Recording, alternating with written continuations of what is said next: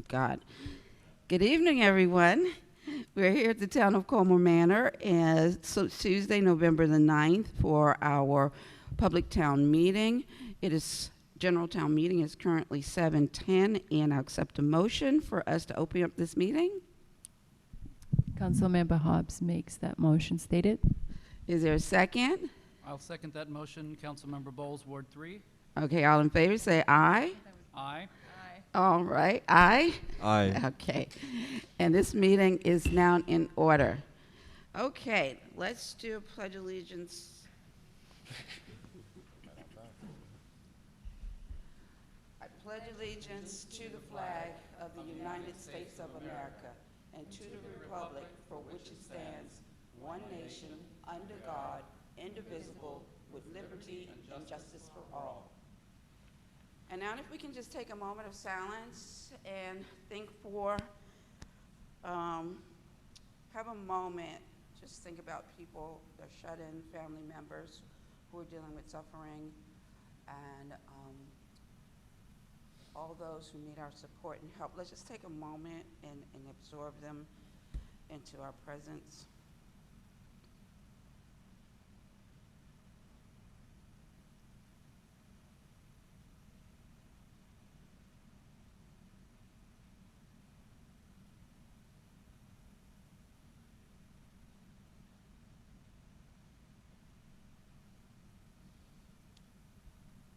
Thank you for that. And now let's take a moment and rejoice.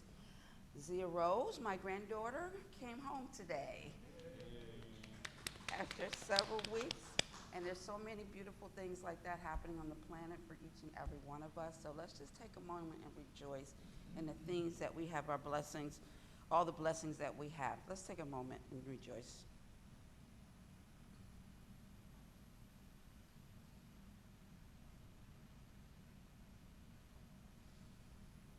Thank you. Okay, so the first item we had on the agenda here was Reggie, but I don't see Reggie out here, so we'll go and move forward, see if he gets here. Before we continue, Mayor, I'd like to motion to add something to the agenda. Okay, what is that? I'd like to bring up a follow-up towards the undocumented voting meeting that we had to have discussion and just see where everyone generally is in this discussion as it's been brought to me.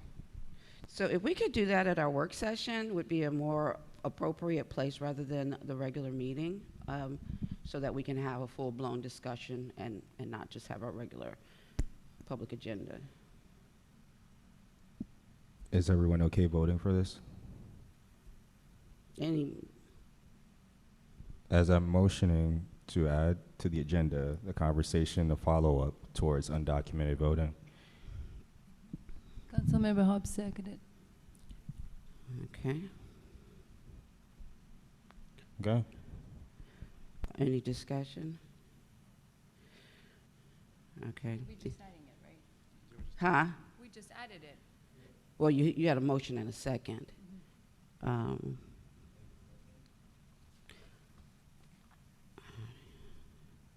Yeah, any discussion? Yeah, so the only discussion I have is not about what the motion is itself. It's about just procedure and protocol. We try to maintain the general session as one where we can minimize it, not make it very long, so therefore it's not full of discussion. It's pretty much full of action, so that we give our reports and then we take either action under old business or new business, and we maintain discussion to happen in a work session. So that's the only discussion I would have right now, is if we can do that, we need to do a little bit more things in order to maintain our order and structure as to how we present and move forward. So I'll call for a vote. Ward 1? Aye. Ward 2? Aye. Ward 3? Aye. Okay. Mayor votes aye. Okay. As a matter of procedure, Councilmember Mendoza has reported that she has an issue, a problem in being able to come in tonight. And so is there a motion on the table for us to excuse Councilmember Mendoza? I'll make that motion, Mayor, to excuse Councilmember Mendoza. And is there a second? I'll second that. Okay, any objections? All in favor say aye. Aye. And that motion passes. Councilmember Mendoza is excused. Okay, to report on the work session.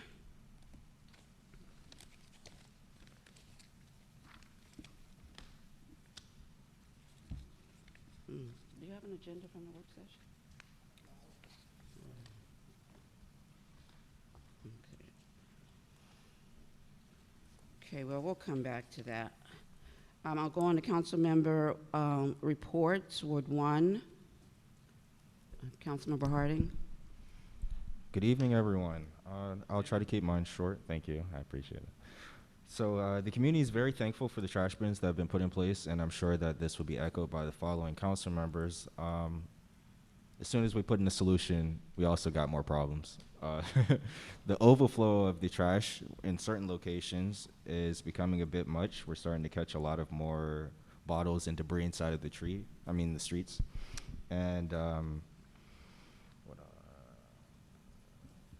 yeah, we're just looking for solutions towards that. And one thing that I would advise is that everyone that is, your personal trash belongs inside your personal trash bin. We're blocking the smallest circle that you have to put your trash inside of, and it's all going out into the street. So without saying much towards that, because I know it's going to be reiterated, I also want to thank everyone that participated in our last couple events between the cleanup, green up, and the tree planting, the Halloween fest, from the pumpkin carving, as well as the walkthrough. I really want to send all of my appreciation to everyone. And lastly, I finally personally seen someone use the charging station, so I'm actually very proud of that. Woo. I thought no one was going to use it, so I'm happy to be wrong. And I have my report. Thank you so much. Ward 2, Councilmember Hobbs. Alrighty. Well, I type my report in order not to forget anything. And first of all, I would like to talk about the Harvest Fest and the pumpkin carving workshop that we had and the Halloween walkthrough. And that has been a great event that brought the community together and entertained the kids. And I would like to thank immensely to the volunteers who participated in this event and made it possible. I would like to thank Amelia Lundberg and her family, her son, her mother, her father.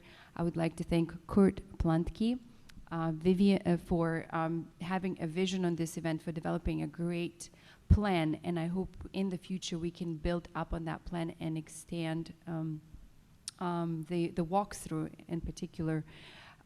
Vivian Jackson, Doretha Apps, Ms. Gloria Perea and her extended family. She brought her sister and sister's husbands and 4 of the kids who helped set up for the Halloween walkthrough event. It was a joy to work together with the community and see this event materialize. I also wanted to mention that Ms. Perea's kids were participating as volunteers, but they were also earning community hours for their schools. And that's a great opportunity. If your kids in the community need community hours, please come ask our town personnel staff, ask me, and we can always, there's always events where they can volunteer, and we're happy to write letters, and we are happy to see them engaged. And I just also wanted to finally mention regarding the amount of money that we spent on this event. As you remember, we've allocated $1,200. We spent $845.72, so we came under budget. All of that was Excellent. spent on candy. We painted murals. We had a mural painting workshop on paint, on brushes, on pumpkins and hay, it was put into good use. So that's Harvest Fest shortly. Just wanted to also mention that yesterday we've had an unfortunate incident in my ward, in my community. And my resident called me in tears, crying she's been attacked by a dog She was on a walk, walking her dog with her son on the 40th place when another dog launched and jumped over the fence and attacked them.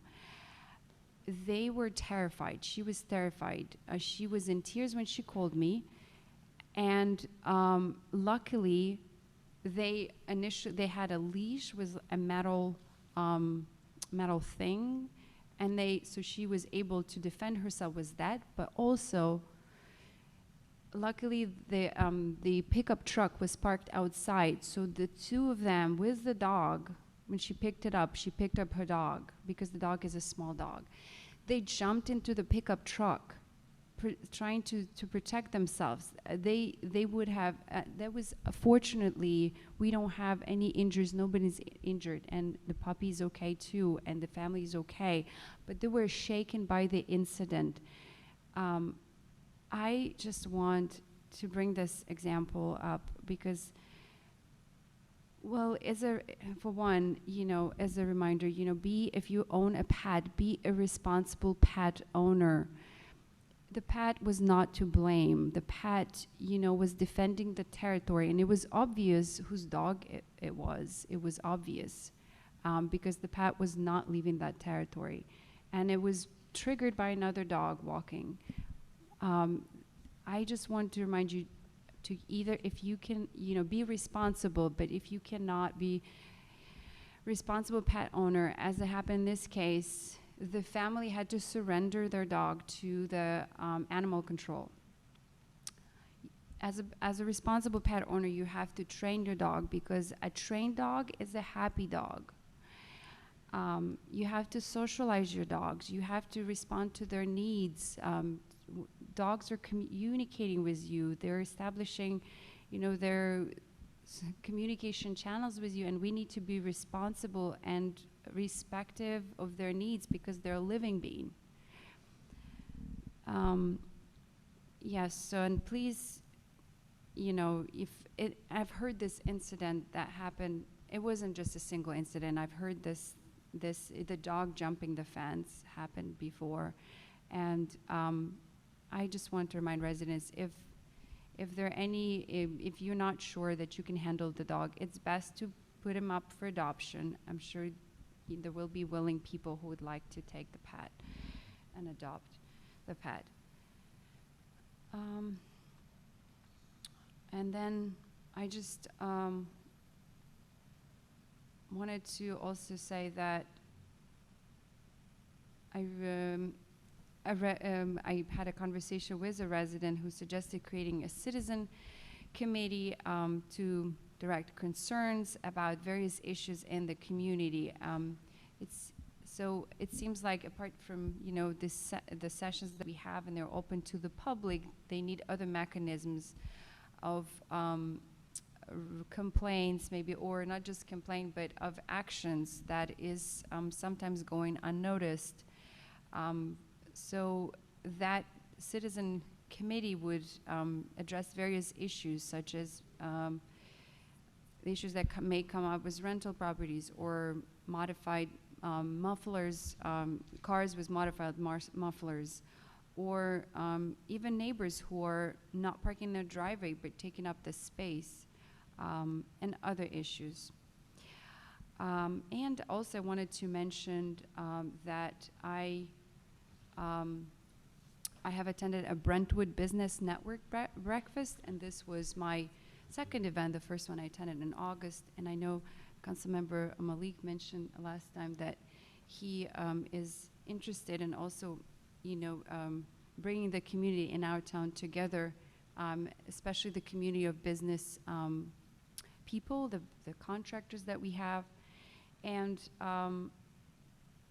the event provided an opportunity, from what I observed there in Brentwood, to the businesses in the community to voice their concerns and desires, and also they were able to learn about various grant opportunities that are available for them. And I'm happy to share that those grant opportunities are available to them through the county.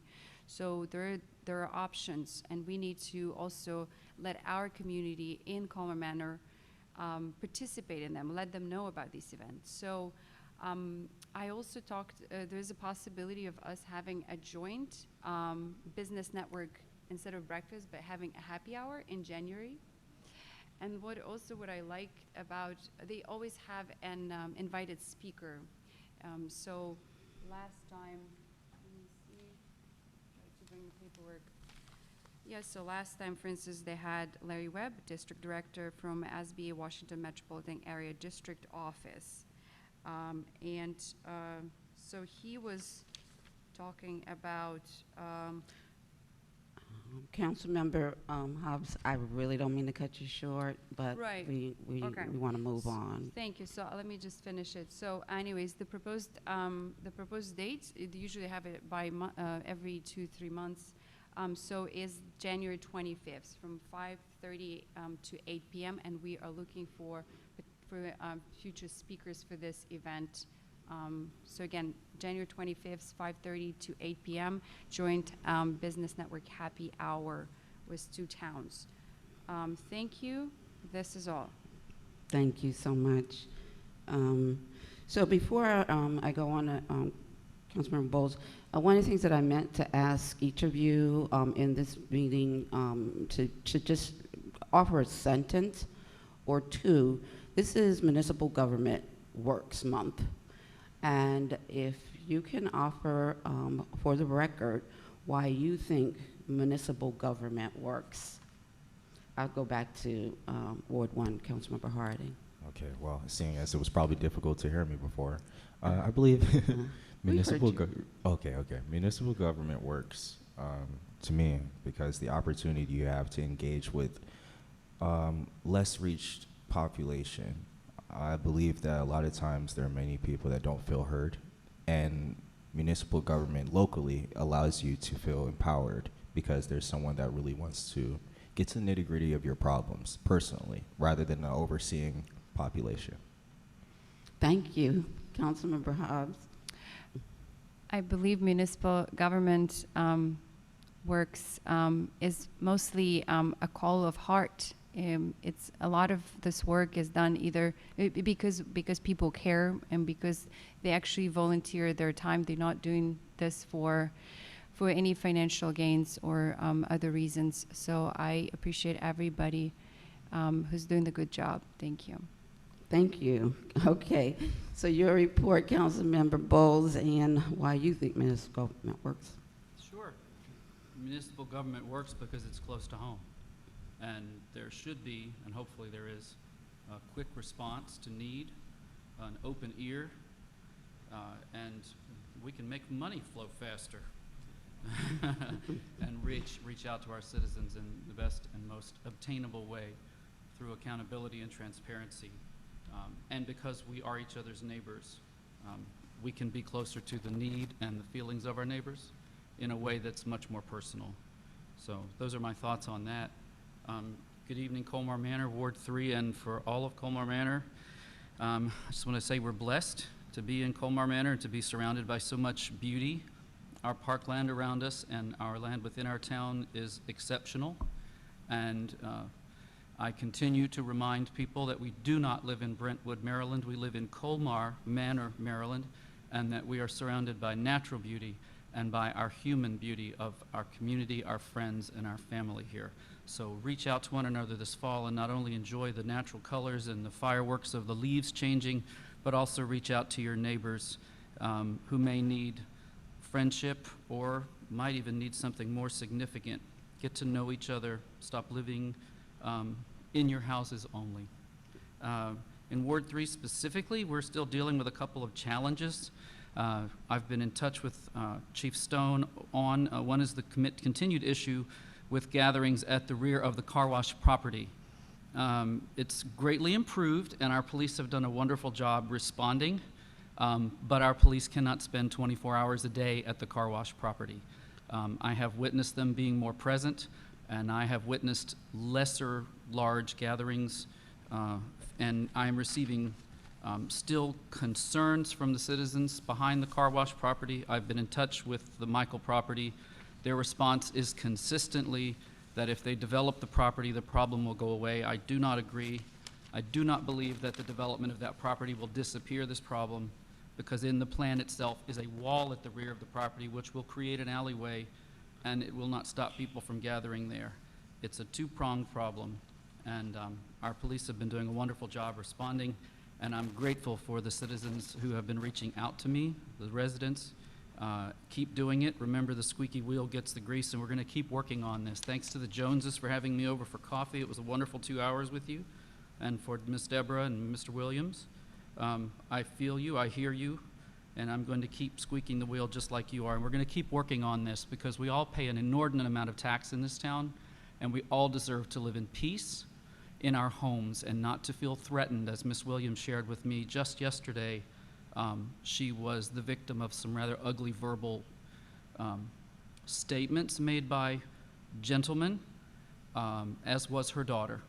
And it should not feel dangerous to live in your home, and we're going to do everything we can to keep working on this problem. It didn't develop overnight, and it probably won't alleviate overnight, but we're taking you seriously, and thank you for reaching out. I am here for you. Yost Park is looking much better. I reached out to Mr. Baden and our Public Works Department, who jostled Maryland Parks, and Yost Park as well as Blues Park are looking much better. And after expressing to us that they were suffering from a lack of staff, it seems that the squeaky wheel does indeed get the grease, because I think the combination of the change of weather and the slowing of the grass growth and our reaching out to say, don't ignore us, our parks are looking better. Yost Park has had new, what's it called, Mr. Baden? The wooden stuff that's... Thank you. So it is looking much better. Please enjoy our parks. We have a great number of them for such a small area. So thank you to Mr. Baden and to our Public Works Department, and please stay on top of it. Mayor's Park, the poop problem at Mayor's Park seems to be looking good. It seems to be better. Please remember, don't take all the bags for yourself. They're there for occasional use and not for your personal use. So yet again, we are experiencing empty bag distributing boxes, and there shouldn't be empty ones, because we've put in about 9 million of them. So please take just what you need. Please remember to keep your dogs on a 6-foot leash when walking within the town. It is a matter of law, but it is also a matter of safety. We're still experiencing issues with dogs wandering around in Ward 3. One or two residences are regular perpetrators of this issue. One creative solution I've seen is the installation of chicken wire behind picket fences. It doesn't change the look of your fence, but it provides a barrier for your dog getting out. And please make sure that your gate latches are in good condition and that you remember to lock them when you leave. Dogs are dear to us, but they can become a problem for others.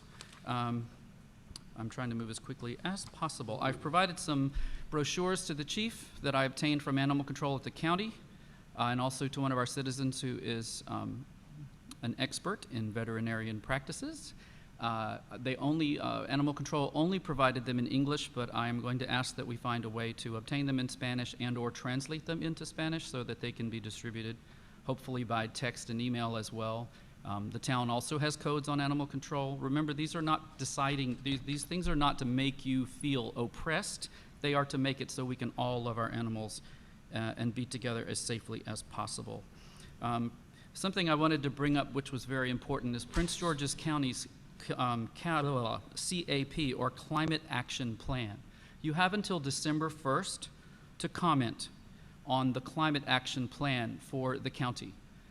If we don't respond to climate change, many of the things we're arguing over will not matter in 100 years.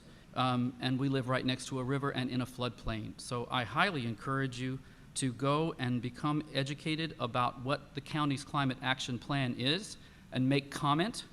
You can go to the website Prince George's County, Maryland, or princegeorgescountymd.gov/3748/climate-change. Prince George's County md.gov/3748/climate-change. And you'll find flyers there in English and in Spanish. There are 6 meetings over the next month. They are in person and they are virtual. They will offer you the chance to become educated on the plan and also to make comment and to come to understand what it is that Prince George's County is planning to do to mitigate climate change. And as we are becoming the focal point of a great deal of development, we have to balance our desire for incoming cash flow and development of our county with protection of our natural resources. And a town like Colmar Manor that is so close to the river and has experienced flooding as recently as the last year, I believe should be taking this as seriously as possible. We are a sustainable town of opportunity. The other day I took a tour of Riverdale Station with Mike Hunninghake of Sustainable Maryland. Wanda Wheatley was there, and representatives of Neighborhood Design Center, and the K. Fritz Foundation took us on a tour and showed us all of the mitigation that they are doing to make sure that as they develop, the water is managed and that greenery is replaced. Colmar Manor deserves no less when the development comes here, and it will. And that's really all I have to say to you. I'm looking forward to seeing you all at our holiday events in December. CHOP is going to be here on December 11th with an event. HIV testing, backpacks, gifts will be here on Saturday, December 11th and Saturday, December 18th. The town of Colmar Manor will be having our Colmar Manor family holiday celebration on the Bazaar lot. Thank you for your attention. Thank you. Thank you all so much. Appreciate that. Okay, so I'm going to go back to the work session. Okay, we had a recap of the Harvest Fest, and Councilmember Hobbs gave us some feedback on all the activities that happened, and I want to thank all the families that came out for that. We had a conversation about safe gym basketball, and we talked through some ways that we feel like we can open up the gym for safe access. There's some additional information that the council asked for, which we will be providing. I will mention, council members, just to the point, there is a company, they are paid by the state of Maryland that go around to event and do rapid testing. And I had the opportunity to speak to a person from that company who was interested in doing it, so it's a legitimate company.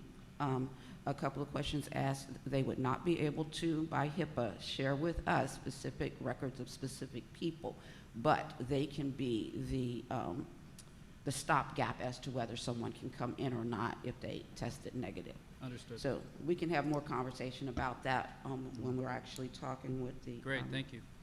Welcome.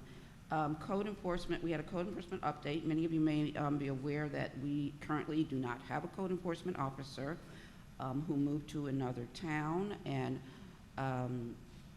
there wasn't a whole lot of information that had been gathered since. I understand that there's potentially 3 interviews this week for code enforcement, but I'll let the chief speak to that. We had further conversation about Bates Trucking and our trash services and what steps we might want to take forward. We have asked Mr. Bates to take a look at what other opportunities might be out there if we wanted to consider going out for bid. Councilmember Bowles, give us an update on, talk through some of our Thanksgiving activities. We're going to sort of move focused onto the Christmas holiday activities as well for the town specifically, but also for a seniors event, which we normally would have Christmas or Thanksgiving. But we also talked about getting turkeys or other products from either the Sheriff's Office, District 47, County Council. So we're pursuing those opportunities. They normally are very last minute when they come. So, you know, everybody should get their eyes open. We will probably focus on the list of needy families that we already know need support in the community and our seniors when we get those type of things. Of course, there's going to be a great holiday celebration. I'm looking forward to hearing from from the Recreation Council, but we got a little bit on that. I just talked about the senior holiday stuff. Update on the codification ordinances. Ms. Goodall wasn't able to attend, but she's looking forward to having at least her part done by the end of this month. And it will be a next step that comes to it after she's done whatever she can do to put the pieces that we have together. And then we had a conversation about our legal fees and a vote that there will be legal fees associated with the refinancing bond for the building of approximately $4,000, which was in a vote. And that was our work session. So, moving on to the mayor's report. So, this has been a pretty challenging fall in my personal experience. A lot of great things in that there's zeros born, but in the midst of it was a lot of really hard challenges going through that process, as well as some other close family members in my presence that have gone through some difficulties that we've had to work through. So this has been a really hard 3 months for me, and I ask for everybody's patience when it comes to the things that we want to accomplish and the things that we want to get done. There is something called tomorrow, and when we need to tighten up, have patience, and be there, these things can happen.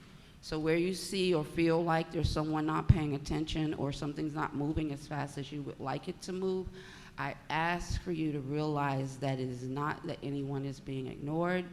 It's that our capacity has been impacted and circumstances arise that make things difficult. Among those circumstances are our staff situation.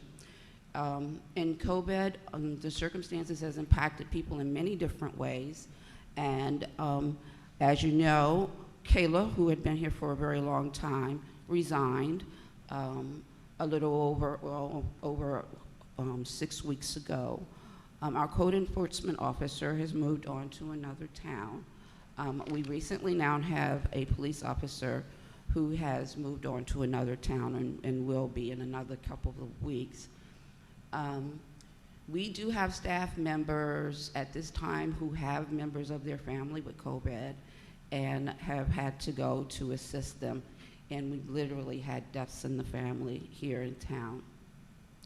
You all know that Renee has been on long-standing leave. Those of you, many of you who have interacted with her, she will not be returning to the town. So I want to be really super grateful for the Recreation Council and the Garden Club and the council members who have worked hard to keep activities going and making sure that we have wonderful weekends like Harvest Fest, along with the cleanup and green up. And those things have not been paused because you guys have been available to make sure that those things continue, even with limited staff. And I want to thank the staff members who have stepped up to take on more and additional things that they normally wouldn't have to do because they know that we're lean and thin. And you guys will get this when you realize Mike Gorham will be doing Breeze tomorrow night. So that's what I mean when they're stepping up where they need to go in order for us to continue to do the things we need to do, but we are that thin. And so we're going to get back to where we want to be, and we're going to accomplish these things that we've all been talking about doing. And we are a community, a sustainable community of opportunity, and we are going to continue for the pieces to come together. And with that one thing said, there's 2 points or 3 I want to make because we talk about it all the time, but dog poop is one of them that just really needs to stop. The trash, as everybody has already spoken about, just really doesn't need to happen. And I also want to just say that lot coverage is a thing here. And so an impermeable, meaning like concrete, obstructions on your property is coverage, which stops water from going where it's supposed to go into the ground. You know, at a minimum, if you're going to have a deck where the water can go through. But a patio of concrete, that's completely inappropriate for our community so near the river. So that's my report. Very heartfelt. It's a lot going on, and I totally appreciate your patience and your contributions. So thank you so much. And so the one thing I did missing in stating on the work session, we did have a conversation about the translations on Zoom. We had spoken about it in October and had come to a conclusion as to that we would move forward, and the funding was made available. And so, Mr. Baden, before you do your treasurer's report, can you just let us know the status of our translation on Zoom, and then you can move right into the treasurer's report. Sure, thank you, Mayor. We are currently looking at interpreters that would be able to assist us with that, and then also updating our Zoom capabilities to be able to provide that service. I had sent a request out to 3 different interpreters, got a response back from 2. Both of those amounts were higher than what we expected, so I followed that up with another solicitation for 6 other interpreters. I've only heard back from 1 of them at this point, and that one is as high as the other one. So not sure if the market is different at this point, but you know, we're still working on that. Hopefully by the next meeting, the December city meeting, we'll be able to make a decision and have that in place. So it's, you know, we're working on it, but we also want to be cognizant of the cost, and you know, if the meetings go longer, then you know, the cost will be more as well. So you know, we want to continue to provide the service, so we're, you know, looking to be as frugal as possible with what we're paying. So hopefully we'll you know, get some other proposals back, and if not, then we'll have to make a decision whether we go with, you know, the costs that we have. So that's where we are at this point. All right, okay, thank you for that. Before you go on to treasure report, one thing I did forget that you mentioned, because it's a part of all these that's going on. Mr. Barr also has had surgery, and that's also impacted responses in relationship to documents like the Hispanic Outreach Committee. That's sort of holding us short on that. So again, it's not something that's been forgotten about. It's just that it's taking us more time to accomplish certain things. And so again, we need everybody's patience on that matter. Mr. Baden, do we necessarily maybe need to, have you not received enough quotes that maybe we should put some more money in the kitty for this? Because this is something we clearly are going to do. We have enough money to do 1 meeting a month, because our budget actually was at 2 meetings a month, but the amount that we included per hour for the meetings is coming in, you know, the quotes I've gotten are 2 and 3 times higher than that. Oh, wow. So it is a substantial difference, and you know, I believe we have enough money if we wanted to go forward with, you know, one of the higher cost people at this point.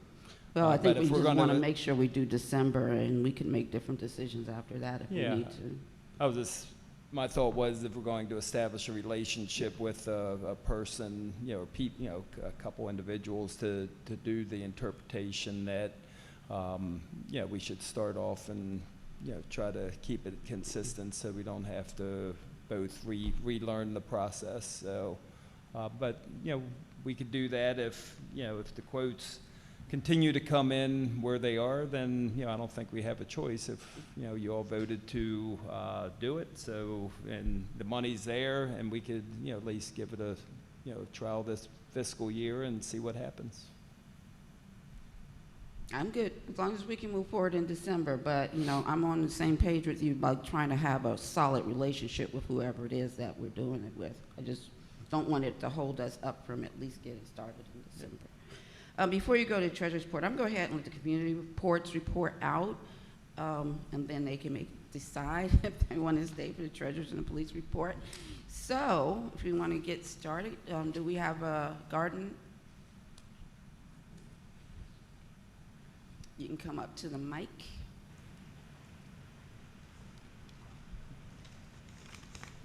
Good afternoon, everyone. Good afternoon. Mayor, council, Dan, residents.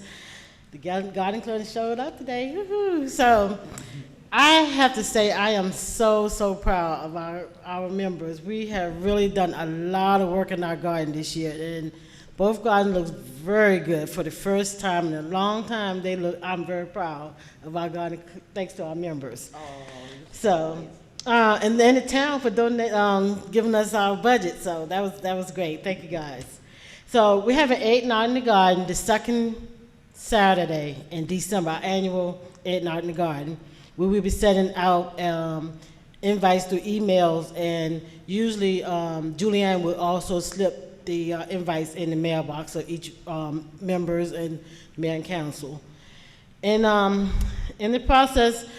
Well, I said the process, the peach tree has been moved from the front to the middle of the garden, thanks to Julianne and Diane.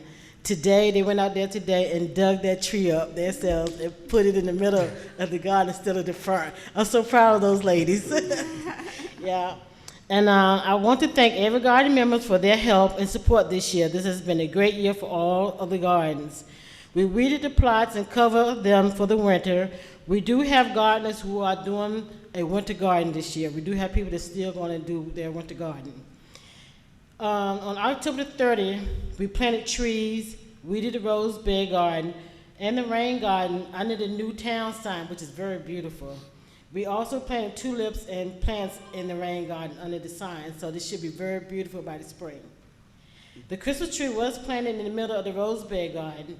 We will not meet November 20th because we met November 6th with the anti-harvest minister. Thanks to Kirk and Leslie, she walked the group down to the East Garden, and they worked in the East Garden. Julianne and Kirk walked students down to the West Garden, and they cleaned up and did everything there. Y'all, I don't know if you've been down there, Looks but great. it's beautiful. Yes, thank you. We will not meet in December on the 18th, but we will meet the second Saturday for the 8 Night in the Garden. We're going to reflect on the accomplishment for the 2021 and plan for 2022. That's it. All right, thank you very much. Anybody have any questions for the garden? Miss Epps? Yeah, they are. Doing a great job. Doretha, this may be a dumb question, but I'm going to ask it anyway. The food donation box that has gone away from the garden, people are now piling food donations out of the Inside goodness the of book. their heart, but they're, Yeah. I went down today and straightened out the little mini library, and Yeah. but do we have, I'm not sure if it's Garden Club or Green Team, but do we have a budget? Did someone say we have a budget at Community Forklift where we might be able? Yes, we do. I got a letter, email from Susanna, that she's our contact person at Community Forklift. She said we have $350 left. So if we want to go in, but we have until the 31st to spend it. So if you want to go in and pick up what you need, yes, we have $350 left. We should try to do that because it's a good time of year for people to leave donations, and Yes. yeah, Yes. thank you. Okay. Okay, so I hear you, but I'm listening for an action item here. Is somebody going to go get a box for the food, or what? I guess I'm asking you, does that? is No, that- the box it used to be what Community Forklift donated. You know, we have a grant with them. Right, So right. we can go put the material we need and plant and build it. You saw the one we had at the West Garden, right? Right. I'm just. I know there's an idea on the table, but I'm looking for structure to the idea. Because we usually food is by donation. Whoever wants to put it. I in know, the but box. if somebody's going to build a box, who's going to build it? Who's going to Oh, buy see, the stuff that- for it? Huh?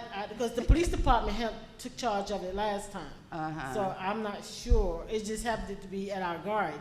Right. Yeah. I So see. the police department, the last chief that we had, Chief Georgianne. Uh-huh. Yeah, Georgia. she took charge of that. So the $350 could be spent on some item that they have that's already Yeah. there. If they had a cabinet with a door, we could. Yeah. So, and who would need to be, if I went over there and identified myself as a council member, would they be willing to release the funding to me? Do we need to send a letter? How does it work? No, I would usually, you're telling me from Colmar Manor, but because you knew, because Mike, Jerome, myself, and Julian, I think we're the only one on the list, but I emailed Susanna and let her know that, I put all the council members' name on there, you know, and so that way if you need to go over and get something, you can. Yeah, the hope would be that maybe there's something pre-existing that's a cabinet-type item Yeah. that wouldn't have to be built, and we could afford it with the 350. And they do have that, because matter of fact, I wanted something for the greenhouse, and she sent me this huge, it looked like a china cabinet. I said, oh no, we can't put that in there. So, yeah, so they do have stuff there. You just have to go look at it and see what is it that you want for $350. Okay, well, Yeah. if they don't know me, I'm happy to go with you and help make Okay, it happen. okay, yeah, we can go together. I didn't know the police department did it before. I thought it was a green Yeah, team. no, but- it wasn't the guard, Okay. it was the police department that took charge of that. Okay, fantastic. Thank you. You're welcome. It was brought to my attention that by the West Garden, the donation box was destroyed, and now No, it just fell apart. It was, fell apart, okay. Yeah, the rain, the weather got to it and it just fell apart. Okay, yeah. so yes, and now the food was put together with the books, the library donation box. Do we have any plans in substituting that? Mike brought it to my attention that we can have a plastic box purchased, which would be faster and cheaper than having a wooden box. And that is, I think, it's something I would like to bring to the garden club with it, or discuss within the garden club. I think she just said that they're not the ones that have Huh? had.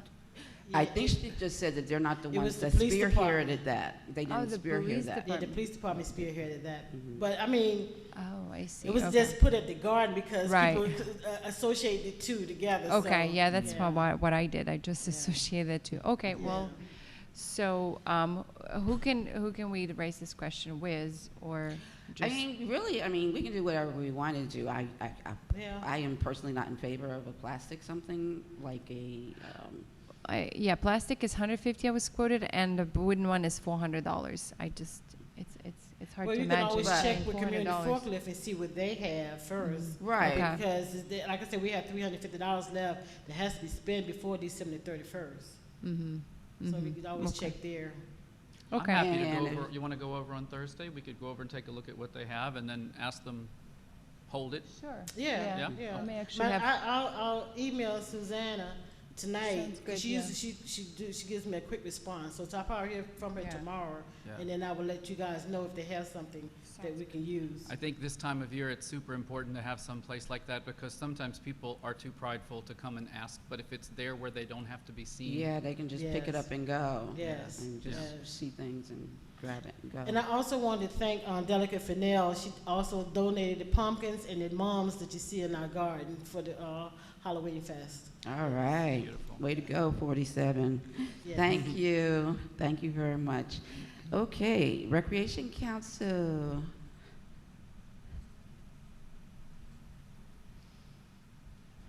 Good evening, Mayor and Council. Good Hey, evening. Dan and Evening. Chief. How you doing? Good to be back. Before I give my recreation report, I just wanted to let whoever's listening or watching, to Rita Epps and myself, we were volunteers before we became elected officials, and we're still volunteers. All right. Thank you. So- That's good. Thank you very much. We served our town as a council person, and we're still volunteer. My name is Vivian Jackson, if you all don't know me. I just stepped up just to help out with the Recreation Council and hoping that we can get more volunteers involved. My son is 17. I was part of the Recreation Council when I first moved in town. Actually, at that time, Delegate Fennell was the mayor, and it wasn't even a week that I moved in. She was knocking at my door. So I've really been involved with the town. I love the town. We had a wonderful Harvest Fest. No help to me. I was out on leave, but just want to thank all the other Recreation Council that we had, which is a skeleton crew with our Harvest Fest. It turned out wonderful. So we had our first recreation meeting with myself, which was November the 1st, and we're starting planning our Christmas event. I'm very excited about this event that we're having. Christmas and Halloween turns out to be one of our big events for our kids, family, and fest.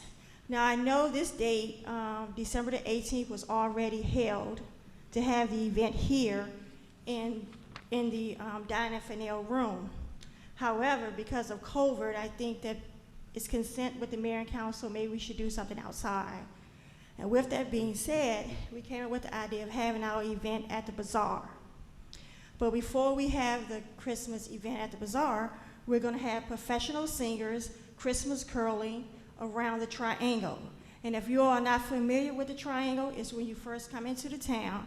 The Garden Club has did wonderful rose bushes, and we also planted a tree. We'll be lighting a tree, and this will take place on December the 18th. So with the lighting of the tree, we'll also be doing Christmas caroling.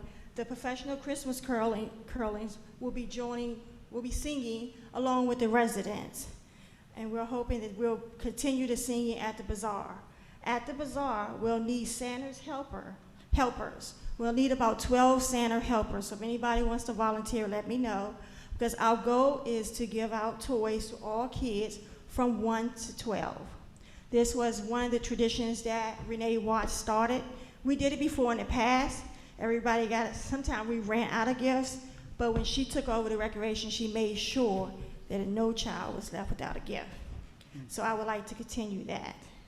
That's our goal. So with that said, if anyone's at home that wants to pick up a toy, you go to Target, Family Dollar, it doesn't matter, pick up a toy for a girl or boy, you can drop it off at the town hall and we'll be happy to wrap it. We'll also need volunteers to help wrap the gifts too. That's Labor Day. We'll be serving hot chocolate and cookies at the Bazaar. We'll be singing. The cookies will be individual wrapped so there's no contaminations. We'll have a hot chocolate bar set up. So we will need volunteers for the gift wrapping, items needed for the Bazaar. Of course, I said volunteers. I have printed out an outdoor tent. This outdoor tent I printed from Amazon. It's $113. Now that's something that the mayor and council, if you all agree, but if we're gonna continue having things at the Bazaar, this may be something that we want to invest in. That's a decision that you all have to make. But I just wanted to show you that. But this tent will house so we can have our Santa workshop inside. This is the tent. I'll pass it along so you all can see it. I also researched heaters because, of course, it's cold in December, and even though we're going to have hot chocolate and we want to keep the conversations going, we still want to, you get a little cold. So I printed out 2 heaters from Amazon again, and I do not work for Amazon. And the heaters, the price are $141 a piece. Okay. How many are you proposing? I would say 2, and the reason why I say 2 because I went to a wonderful event in Sea Plaza, and they had 2 heaters, and we were comfortable. So. For a space as big as the Bazaar, that would cover that, do you think? Well, the tent that I had proposed to the mayor and council is a 10 by 30 outdoor tent. So with 2 heaters, and then with the people inside with your mask, we should be on. And I have 2 personal heaters that can be used. Okay. Propane heaters. So I'm not sure what type of decoration we have downstairs that we can use to decorate the tent. But my goal is to have it like lighten up the whole Bladensburg. Also want to invest in a 6-foot inflatable Santa Claus that you put up. It's $75, but that's something that you can reuse over and over again. Actually, all the items that I am suggesting, we can use over and over again, except the hot chocolate and the cookies and the candy. But other than that, we can reuse it over and over again. That's important to really keep our inventory. Also, the professional singers is something with Councilmember Bowen will tell you all about, but they're, I'm sorry, I always say Doug, because I call you Doug. I Just apologize call me for that. Doug, that's my name. But Doug, I don't know if you all know, but we have a singer in town, and absolutely gorgeous, but he has a connection with some professional singers who are willing to come and do Christmas carols with us. The budget I put aside for that was $800 to give at least the ones a stipend, like maybe $150 or whatever, to coming in. Keep in mind, we are interrupting their schedule. They're coming in to sing for us, to sing with our community. I also set aside $500 for toys. This we may not use because in the past, we had donations coming in from different places, and that's something I need to talk with the staff to see if we had that. But I just wanted to put that on here as far as for the budget for the Christmas fest. I know we did gingerbread houses in the past, and we did a good job here. We had a good job virtual. We took some home. We're coming up with some little idea they can take with them. That's something I don't have in stone yet, but we're still looking for volunteers to help out. So that's my proposal to the mayor and council. I budgeted so far $2,070 for the Christmas event, Did you say which may change. I'm sorry, because I didn't add the decorations. I budgeted $150 for decorations. You know, that may change too, because I'm not sure what we have downstairs that we can use. We do want it to look coordinated. We don't want to, you know, don't want to look at a box of crayons, you know, classy. So, and I also budget $150 for the candy and the loot bags, the little small bags with candy canes and stuff like that. But we don't have to spend that if people were willing to donate. Right. Because we, at the Rec Council, we do take donations. So that's my report. What was the total when you included decorations? $2,000 and $2,070. But You said you had mentioned- to add the decorations to that? It's here. Oh, it is in there, I'll pass okay. this around. Okay, It's here. I 270. apologize. I Okay. just have one copy, but I made copies of everything. Vivian, I'm confused. You said 2,070, and then you mentioned 150 for decoration and 150 for candy, so it would be... So the total is it's 113 for the tent. 2 heaters if we need it, because the mayor says she has one, but they're $141 a piece. That comes up to $282. The 6-foot Santa, $75. If someone has some at their home that they're not using, we'll take that too. Christmas decorations, $150. If someone has some nice one, we'll use those also. Christmas candy, $150. Professional singers, I just budget $800 because they're giving us their time. And this is not $800 going to one person. This is 4 people. Right. Yeah. And then $500 for toys, because our goal is to make sure that every child has a toy, the age from 1 to 12. And the toy will be wrapped. So we need Santa helpers to help wrap the toys, and I already got 2 that volunteered. Right. So what I meant was you said 2,070, and then you mentioned 2 more items. I don't know... Oh, I did, because I gave you the total before I had the items. So do you need 2,070, or do you Yeah, need 25? 2,070. Do you need 2,500 to help the budget have a little padding in it, and then you can return what you don't use? That's up to the mayor and council. I'm hoping that we have some decorations and stuff that we can use already here.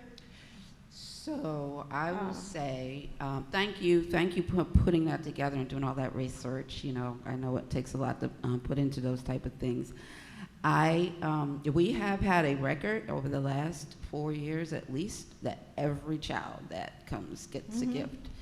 And I think that, you know, that's something that we really need to keep critical. I'm completely in favor of padding in the budget because we might get more gifts, you know, through donations and other funds and things like that. But then if we don't, we still want to make sure that we make that commitment to our kids from the community. So I also just want to say we normally do get a significant amount of funds that come from our businesses and other places.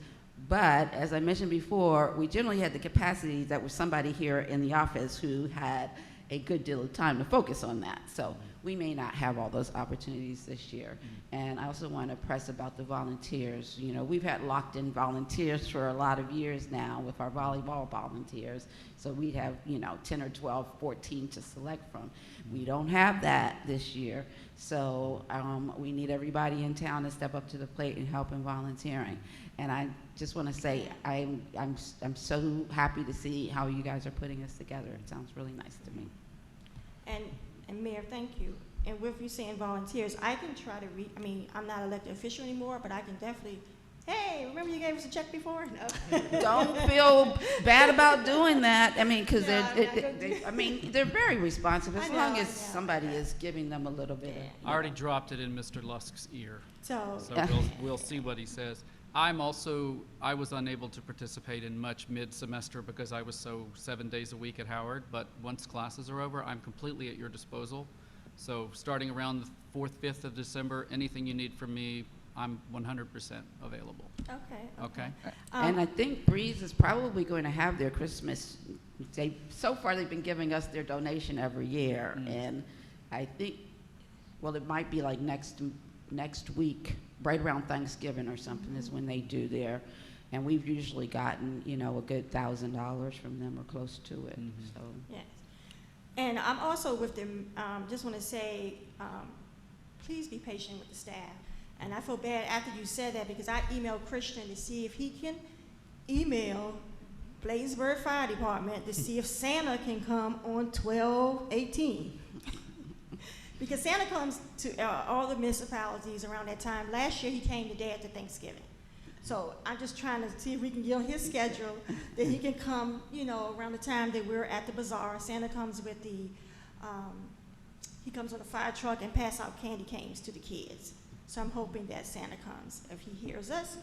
Also, we also need we need a Santa Claus also, so someone. Oh, yeah. I think it's also good to send like a message or some type of information to the community, asking for volunteers, especially those who are kids and need community hours. Yeah. So I definitely, like, I know a family now of 4, and they said, yes, we definitely need more hours. So I'm sure they'll be happy to be Santa's helpers. Or Yes, I would love that. And also, Yep. at the Harvest Fest, some of the kids, we have to make sure that they bring the volunteer service application. Sure, Because yes. that's very important, because some people, I know it's in the past when they get ready to graduate, they have did so many volunteer hours and they have none, like my son. But anyway, that's another story, because he didn't turn them in, but, that's another story, so. All right. Well, I got a thank you. question. Are you asking for approval of that amount, or are you Yes. just Well- bringing that to the council's Oh, no, attention? we have Well, to- I know in the past, the recreation had a budget, and we spent a certain amount in each activity that we did. So I was bringing to the mayor and council the budget that we had, but I was told that, I think, now the way it's done now, you all have to approve it. Yeah, so normally So- Renee had been overseeing recreation, and she would provide within the budget line item how much money was going to be spent on each one of these events. And so we voted on it that way before, so we already knew what the events would be. Now we don't. We just have a big number in there. Right. So I have definitely suggested that for each event, that they come and ask for a vote on a budget for the event. Okay, because I was going to say the money's there, and, you know, they have $10,000 for the entire fiscal year, and none of those expenditures sound like they're over $500, so I was wondering why the council approval would be necessary for it. I don't know if we put it under Recreation Council, we just put it under Recreation. And The budget line items, rec council holiday events, and I believe this is a holiday event, and it's $10,000 total, and that's, well, I'm so gonna stick with this process. okay. It's I the just, only way that we can control it, is Well- that we understand what's being asked for at an event.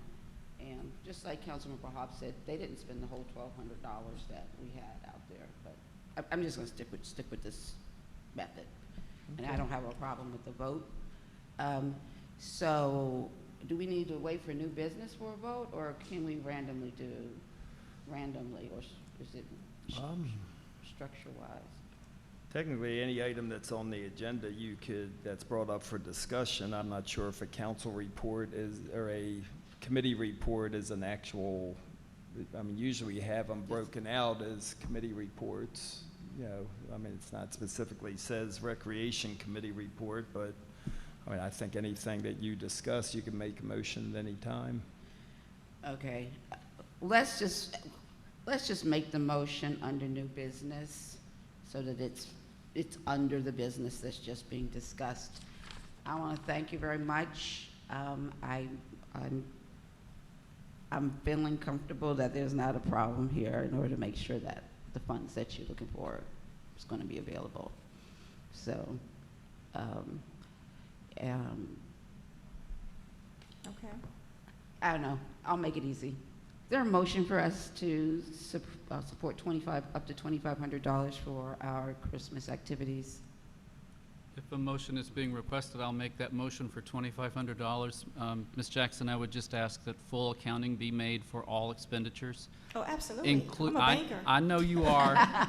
I'm just being a politician, and we're in a public meeting, and I don't want people saying, absolutely. let's just go spend the tax dollars. No, I'm saying approve $2,500. I'm motioning for the council to approve $2,500 to be moved toward this expenditure, with the hopes that maybe we can even return some money to the kitty, because we're going to hope that some of our benefactors are listening and that they might kick in a few dollars for the holiday as well. So thank you, and that is my motion. Is there a second? Councilmember Harding, I'll second that motion, as stated. Okay, any discussion? Just thank you. Thank you. I just want to say, anybody watching, I got involved again because I really got really frustrated with seeing every time I turned on the news, the age with the crime has been 14, 15, and 16.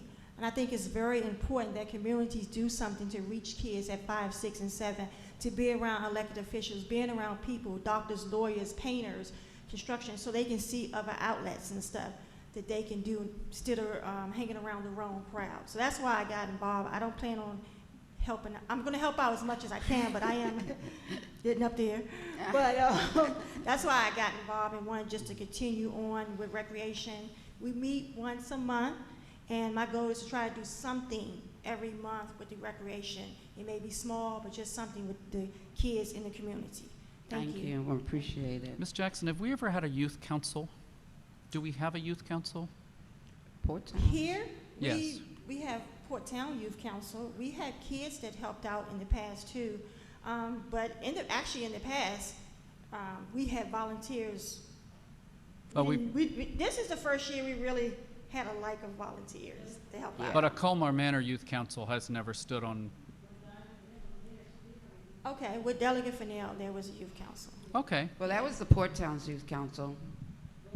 Yeah, because that's how I wind up here, is through the whole youth council, and Diana was the one who introduced me to them, and that was the Port Towns Youth Council. We've always been the Port Towns Youth Council since before, you know. And some people don't want to get involved because their time, they're working. All I'm asking you, if you know an idea that you want to do in March with the kids or whatever, come with your ideas. You don't have to participate every month, but if you can say, hey, Viv, we're going to do Kite Day, can I spearhead that or something, or paint boxes or something with the kids. That's what we need to keep our community growing. Okay. Thank Well, you. thank you. Thank you. And I'll call for a vote. Ward 1, Aye. Ward 2, Aye. Ward 3, Aye. Ward 4, absent. She's on with us. Oh, she's on the line. Ward 4? She may be asleep. But she's, Okay. Oh, okay. We love you, Melinda. yeah, that's what I was Okay. wondering. Excuse The me. mayor votes aye. And to the point about the youth council, I would encourage, the youth council meets here on the third Thursday of the month. And it would be, a good idea if you guys want to, but please call Reverend Addison first, that asks to be, to sit in or whatever, just so that you get familiar with them, because it is our youth council. And the Port Towns is Colmar Manor, Cottage City, Bladensburg, and Edmonston.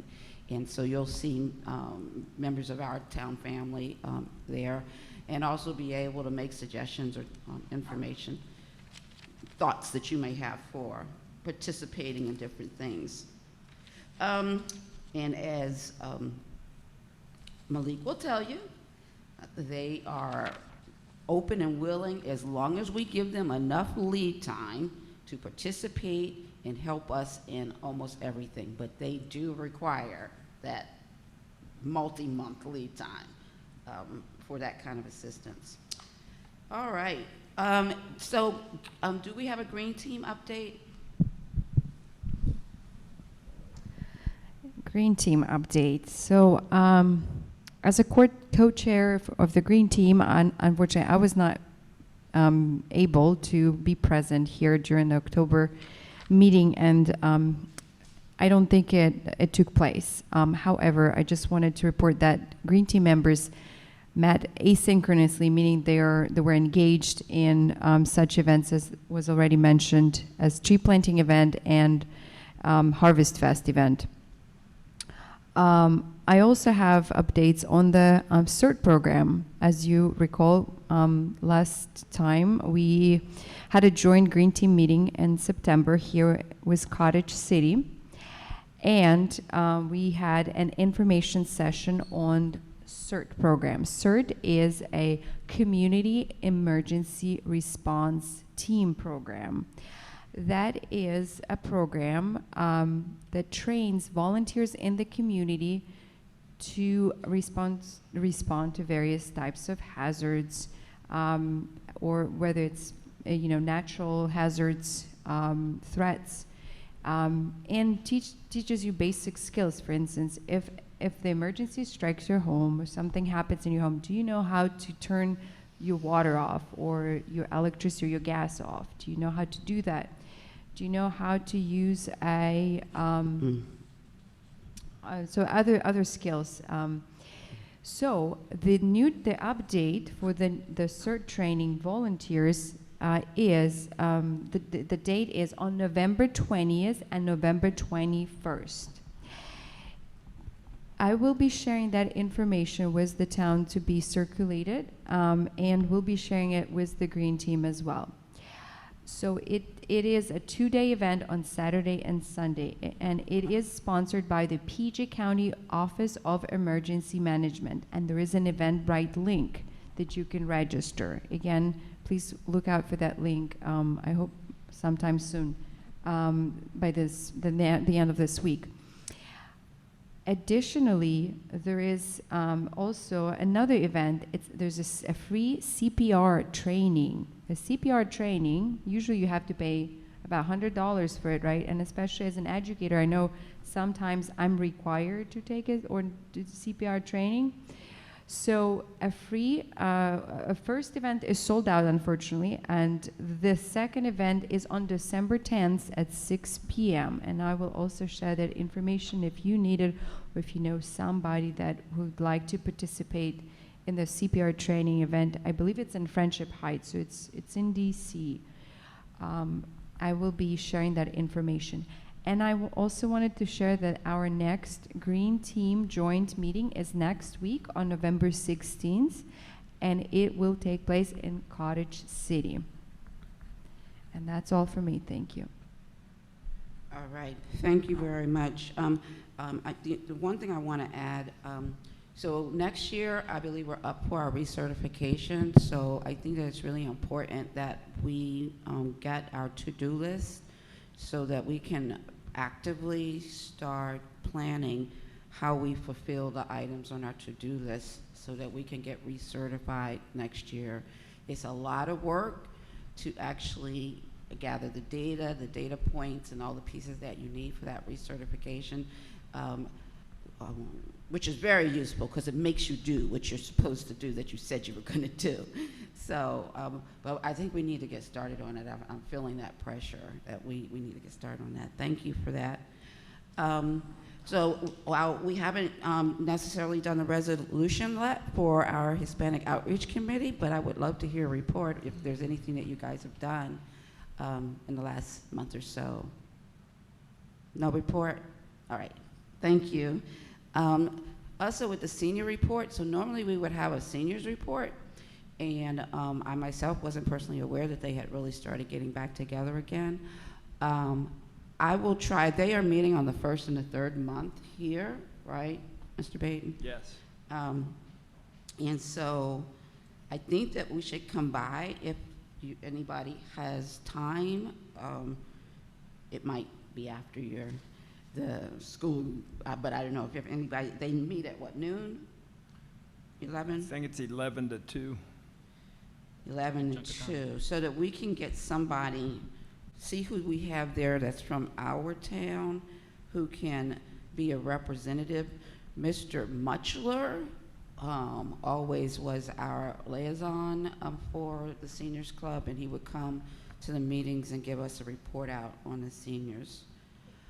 Okay, so this will be the 2nd.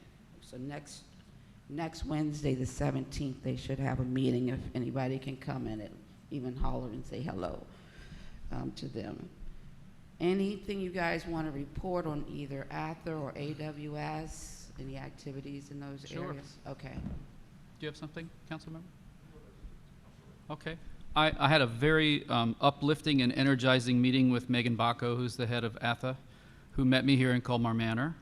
And I walked them around town, and we went through the potential trails and discussed the potential benefits for the town on that, and just got them oriented to the general amenities of Colmar Manor and some of the historic and natural resources in the nearby. So I'm looking forward to more interaction, and I believe their goal is to join us at a town meeting. Initially, the hope was December, but it's looking like it might be January at our public meeting. So I'll be in touch about that. But if it happens that they can be in December, I will immediately notify you. So that's that. All right, thank you. AWS? Okay, we're on. Yes, hold on, let me get on the right page. So yes, we're winding down to the holidays, and Anacostia Watershed Society is finishing out its scheduled tree planting events for the year. In hand of that, they are also, in December, going to start a trash sorting challenge at the Boswick House. And you're all invited to that. That's December 11th, I believe. I'll also check on that date to be sure. The 11th? The 11th. There's a lot happening on the 11th. Yeah, I know. Yeah. But a little information on this trash sorting challenge is the River Terrace trash trap that is near, I want to say east-west. They're going to use that to create 13 different categories of trash to filter through weight, size, and different forms of ways of categorizing. So it's a pretty educational piece if you'd like to go out to that in December. And lastly, I'm working with them because I missed the opportunity this past spring, but I'd like to offer a community paddle clinic to, you know, just bring everyone outside and have it. So That would be nice. yeah, that's something I'm looking to do first. And that's my report for the community. Okay, thank you very much, Pedro. All right, before we, is there any other community reports that we have? So before I move on to the treasurer's report, Councilmember Harding, can you give us an update on our domestic resource event? Yes, I was actually going to speak about that privately, but I was told Say the date and time. I was told today for Abigail from my proposed date of this Saturday, the 13th, correct? 13th. Something. I have to either postpone or find a new location because we have 2 events going on inside of our town hall. So I'm either looking to do my event next week inside of this location, which would be the 20th, if I'm not mistaken. So just tell me, what was the planned logistics of the event? Oh, so I have, well, not I. Between me and Bladensburg, we've got sponsors that are going to be giving out information between domestic violence. There's going to be a job sign up. I reached out to Seniors Against Domestic Violence as well as a life insurance representative who's there for seniors only. I also reached out to CHOP and Enlighten Health. They're the health department down the street from us, and they're just going to provide HIV information as well as testing on site. And So is it, I'm very excited about all the sponsors that you have and everything, but was the event intended to be inside or outside? it was and how intended was to it be gonna inside. It was intended to be inside of here in the multipurpose room. And the way that we were set up is sort of the same way we did it for Christmas, where we would channel in people and have them Come in and get go the out, information. sort of come Yeah. through, look at tables, and then proceed out. Yes. Okay, but I was thinking it was gonna be 13th, and I just thought maybe we should say a little bit something about it at this, but I didn't know the conflict was, Yes, and the oh, conflict. to that level of Yeah, conflict. I mean, and even that, I haven't gotten response from all the organizers today since it was so abrupt on what happened. So I'll inform everyone of every update that I get as soon as I get them. But at the moment, it's kind of Okay. yeah. All right, well, hopefully they'll be able to move to the 20th. Did you check the date for the 20th? I'm waiting okay. on a response from our. Okay, Yeah. internally to find out. Because the gym is an option generally if up here is not available, because since we opened up this space, it's booked up Saturdays like hotcakes. So we have most Saturdays booked in advance, but the gym is generally available because we haven't really opened it up to. Well, I'll anyone. pitch that to them and see how if they're in favor of it. And it's a fair way to have people walk through and can have them come in one way and go out the other way. Yeah. All right, awesome, thank you. I'm gonna ask if there is any objections to a water break for just a couple minutes. All right, we'll recess.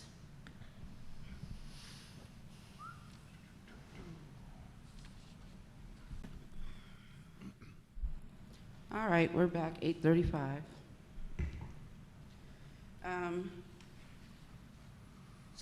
We can move on to resident comments if there's any residents who would like to make comments at this point, or wait until we actually go through the additional reports.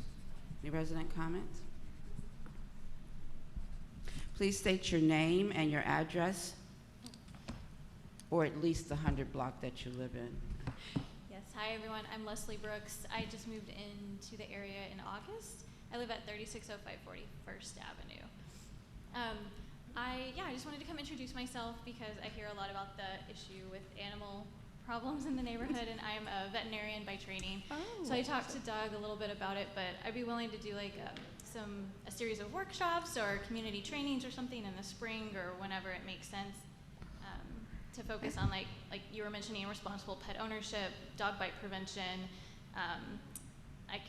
As an incentive, like I can offer free veterinary advice, like anything that I can do to help the community just improve in that regards. Because as I already talked to Doug, like my intent as a vet is to keep animals in the home with the people, and so sometimes, just want to do outreach with that. That sounds so awesome. Oh my God, we're getting like superstars in town. So I can like put some stuff together, and then we can convene on what's the best modality to do that. I can reach out to maybe some pet food companies and stuff, see if they can donate some supplies and things like that too, just as more incentives. So, yeah. Wow, that would be really nice in the spring to do a little pet workshop, just like the human resource workshop, and have different groups that come up and sponsor. Love it, love it, love it. Call the town hall or either see Mr. Baden and leave your name and number before you leave, unless you already have. I've put her in touch with Chief, so he has her contact information. Okay, so Chief has your contact information because he's got to deal with the dogs all the time anyway. We will be in contact. Thank you so much for coming up. I appreciate it so much. Sounds good. Thank you. Thank you, Leslie. Appreciate you. Thank you. All right.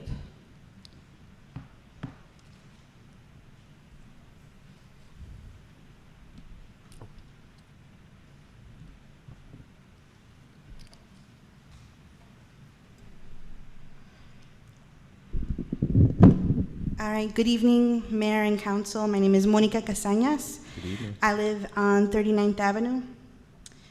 Before I get into what I really want to talk about, I just want to say thank you for the amazing Halloween event. It was really beautiful, and I actually went to Colmar Manor, Brentwood, and Hyattsville on Halloween, and I think that what we had was really special. I really loved it. So Kurt, if you're watching, and Amelia, and everyone else that helped, it was so beautiful, and thank you so much for doing that for the town residents. I also wanted to ask about the Bazaar. So I know that you mentioned the Bazaar, so what is that? Like, who's organizing it? Because I actually was going to propose that we have a holiday Bazaar.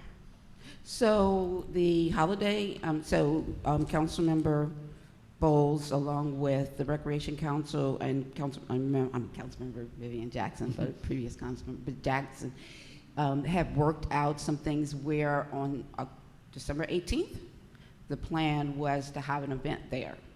So are In that location. Will you have vendors there, or were you just thinking of like That has not activities? been discussed. Okay. I met privately with Vivian because I had to teach on the evening that the rec council met. I think it's a great idea. I think we should, if you'd like to meet with Vivian or meet with me and Vivian, I love the idea. We were talking about, I mean, I'm picturing old-fashioned Christmas, like, food vending and like, roasted nuts and candies from around the world. So if that kind of thing can be folded into it, I'm excited about the idea. Or even a fire pit? I don't know if we can do that, but I'm just gonna throw it out there. Okay, so I'm going to say some of this in English and then I'm going to translate it into Spanish. I'm here to talk about non-citizen voting.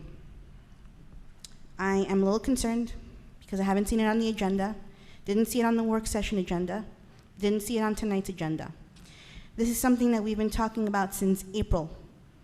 So I'm going to go ahead and translate it. Yo estoy aquí hablando sobre el poder de votar aunque no sea ciudadano y estoy un poco, no sé, agitada porque es algo que hemos empezado de hablar sobre esto en abril y ahora estamos en noviembre. No lo vi en la agenda de la sesión de la semana pasada, no lo vi en la agenda de esta noche. I know that since then, Morena and other residents have come and they've talked at these meetings. They've demanded attention to this. So I'm wondering what's going on.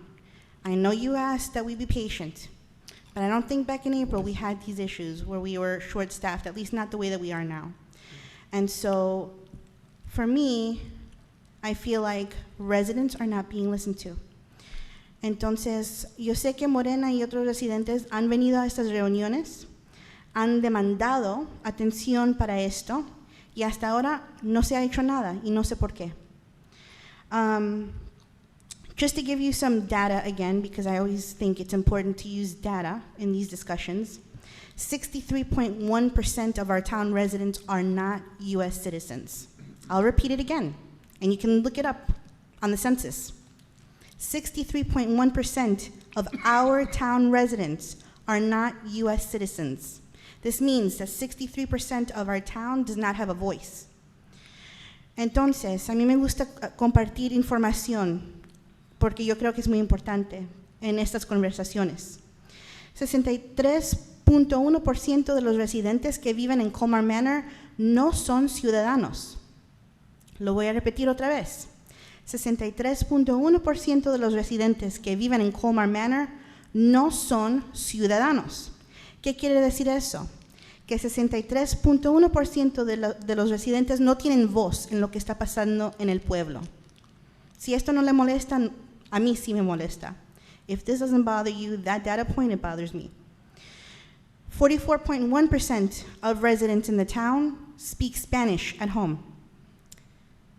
44% de los residentes del pueblo hablan español en la casa. When you asked about the committee report outs, I should have actually said something. So in October, we invited local leaders to share information about how they passed resolutions in their towns for non-citizen voters. We had the former mayor of Hyattsville, we had the mayor of Mountain Rainier, the mayor of Brentwood, we had representatives from Cheverly, we had CASA on the line, and I invited all the council and the mayor to be on this call to share information and find out and ask questions as to how this was passed and why it was passed. It's available on the Facebook page that I created for Colmar Manor. You can watch the recording if you want to get more information.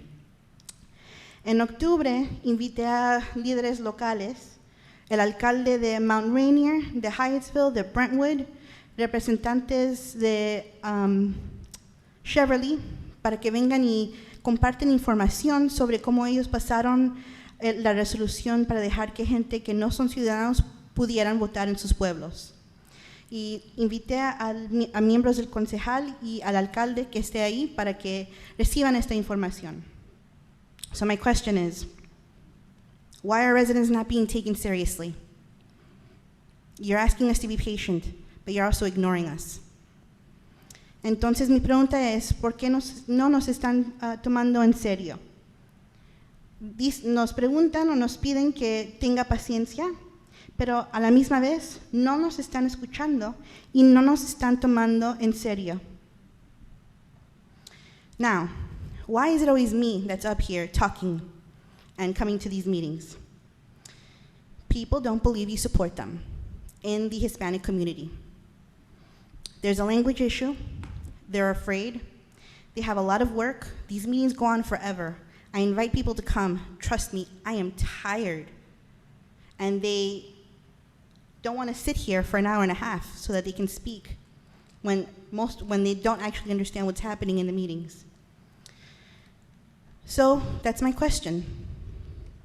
What's going on with the non-citizen voting? Let me translate this. Entonces, lo que yo quiero decir también es, ¿por qué siempre soy yo que estoy acá hablando sobre esto? La razón es que los residentes hispanos del pueblo no creen que el gobierno del pueblo los apoyan. También hay el problema sobre el lenguaje, siempre está en inglés. Muchos de los residentes tienen miedo, siempre están trabajando. Yo les pregunto a la gente, millón de veces, por favor, vengan conmigo a la reunión, pero no salen hasta las 9 de la noche. Yo también estoy cansada, pero necesitamos estar acá. Entonces mi pregunta otra vez es, ¿por qué no está pasando esto? Lo de poder votar aunque no sea ciudadano, es algo muy importante. I just hate to see, sorry, I actually want to throw something else out there. So the towns that presently have non-citizen voting, which you can see in a slideshow that I prepared: Barnesville, Maryland, Tacoma Park, Maryland, Garrett Park, Maryland, Hyattsville, Maryland, Mount Rainier, Maryland, College Park, Maryland, Riverdale, Maryland, Chevy Chase, Maryland, Cheverly, Maryland, and Brentwood, Maryland. Why is Colmar Manor not in this list? So yes.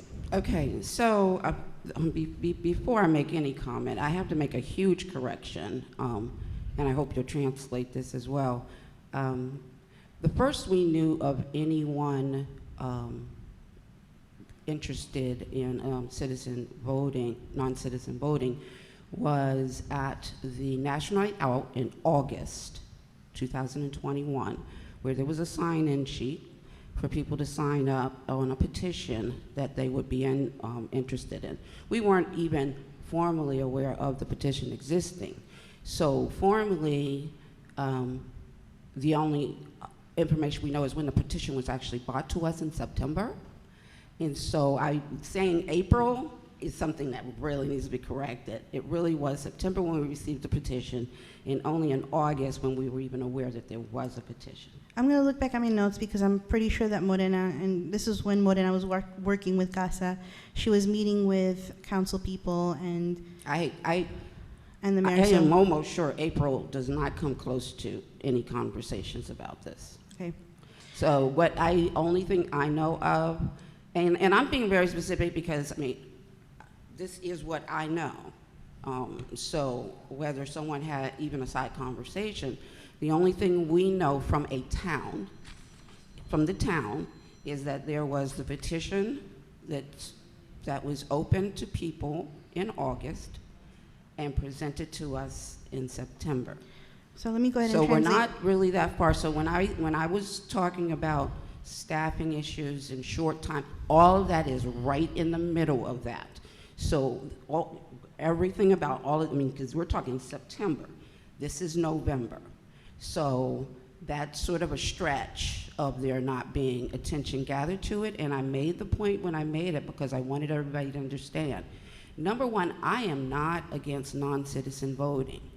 However, So why hasn't it been on the past because agendas, like the work session agenda last week and the agenda for tonight? Because when I made the statements about being patient and understanding, there has been a lot going on in these just 2 months. Again, we're talking about 2 months, and an awful lot's happened in those 2 months for this big of a topic to be brought forward without the proper resource and information.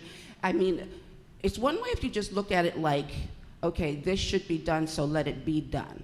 I'm not certain about certain things where 63.1% are not citizens of the U.S. It was a big fight about the citizen question not being a part of the census at all. So I have to question where's those numbers coming from. Look it up. Because they weren't. On this, it's census data. I went to census.gov, and that's where I got this information. But there wasn't a question on the census. I don't know how they gathered this information, but that's information that I got from the census And I don't data. deny that. What I'm saying is that when we're coming together and having this conversation, which should be a robust conversation, we had a conversation with all of the mayors for which, and by the way, my understanding is College Park is not on that list. So let me translate what you just said in yeah, Spanish. So okay, lo que el alcalde está diciendo es que esta conversación no empezó en abril, pero empezó en agosto. Y también ese dato de 63.1% que no son ciudadanos, que viven en el pueblo, que ella no sabe de dónde saqué ese número, y yo le dije que lo saqué del censo, que está si lo quiere buscar online, es census.gov. My thing, Mayor, is that I feel like you're out of touch. But you did translate that from, that was not April, because I really want whoever you're talking to understand that we did not receive that until September. I did. Okay. I feel like the town government right now is just completely out of touch. It shouldn't have been me. It shouldn't be anyone kind of coming here. You see the town. You know what the town is. And if you're not looking at census data, and if I'm the first one that's bringing the census data to you, especially being that there was such a strong push for the census in this town, take a look at the census data. And I think the census data is really important. And like I said, you brought to us many towns to talk to us about why they chose to do non-citizen voting. It is just as fair for us to find towns who had it brought to them who chose not to do non-citizen voting to hear what those point of views are. I don't believe in a one-sided conversation.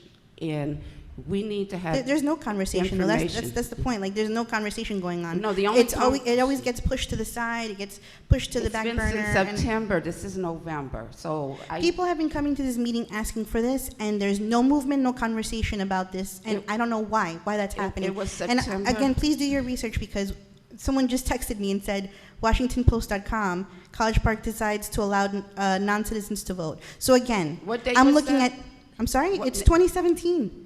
September No, 2017. There's another news article that comes directly behind it 2 days later when they realized that they really hadn't passed it at all. And so I looked it up. It's 2 days later, it came back, and because of procedural rules, they hadn't passed it and they haven't brought it back up again.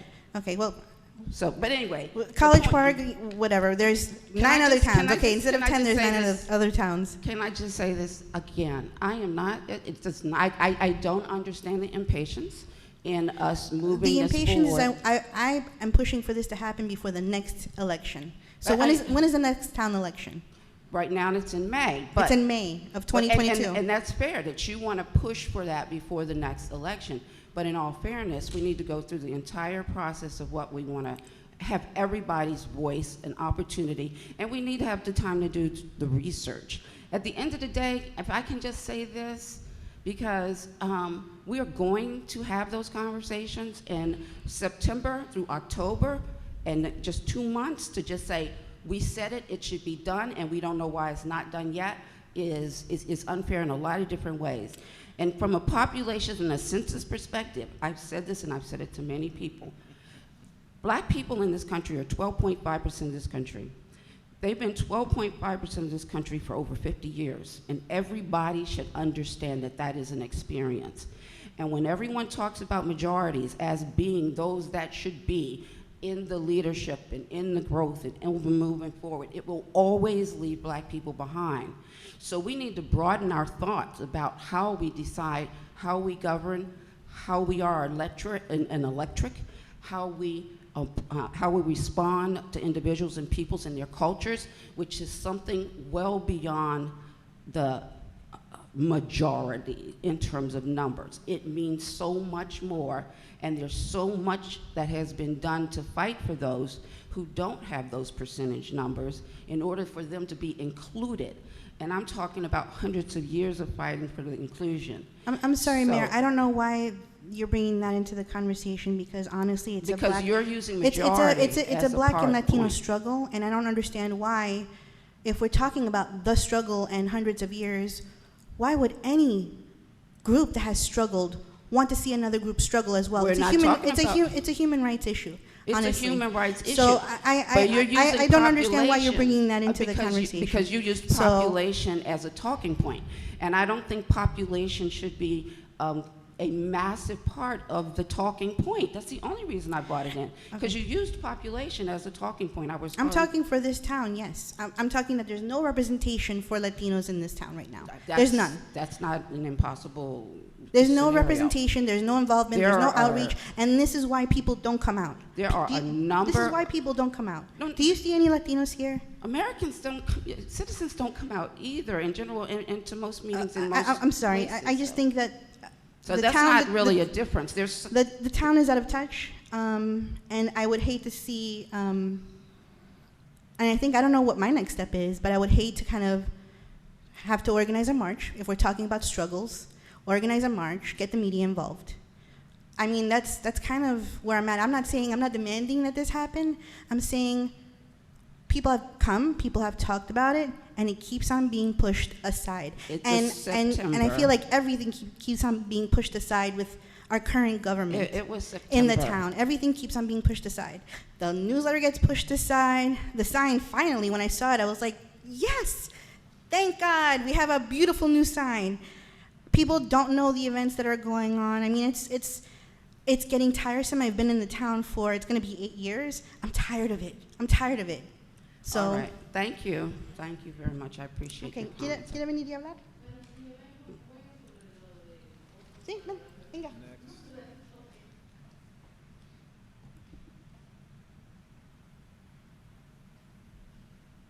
Good evening. Good evening. Usted lo va a traducir, ¿verdad? Ok. Bueno, yo vengo a apoyo sobre... Your address, Name and address, please. name and address. 3601. Le voy a apuntar eso. What street? Ok. ¿Cuál es su nombre? Marcelina. What street? I'm sorry. Marcelina. Y la calle. La 3601. 3601 y La 43. Is that in Colmar Manor? 43 Road. Huh? 43rd? 43 Road. Yes. 43rd Avenue, Yeah. 3601. Yeah. And your name, please? Marcelina. Marcelina. Marceline, thank you very much. ¿Me van a apuntar eso entonces? So Ok. she's afraid and she's wondering why you're taking her address. and you're putting it. Because Okay. it gets recorded bueno, in the yo- minutes to the meeting, So ellos solo lo están poniendo en los minutos de la so that we know Okay. who's come and expressed an interest. So ellos saben quién está viniendo y hablando. Ok. Con respecto al sobre el voto de que apoyo al voto para las personas no ciudadanas. Eso es So respecto respect to ya. non-citizen voting? Ya. Oh, ¿de qué? Del voto de no ciudadanos. ¿Pero qué quiere decir usted? ¿Que está en apoyo? O está- Estoy en apoyo, sí. She says that she's in Ujú, ujú. support of non-citizen voting. Thank you. Thank you. Gracias. Bye.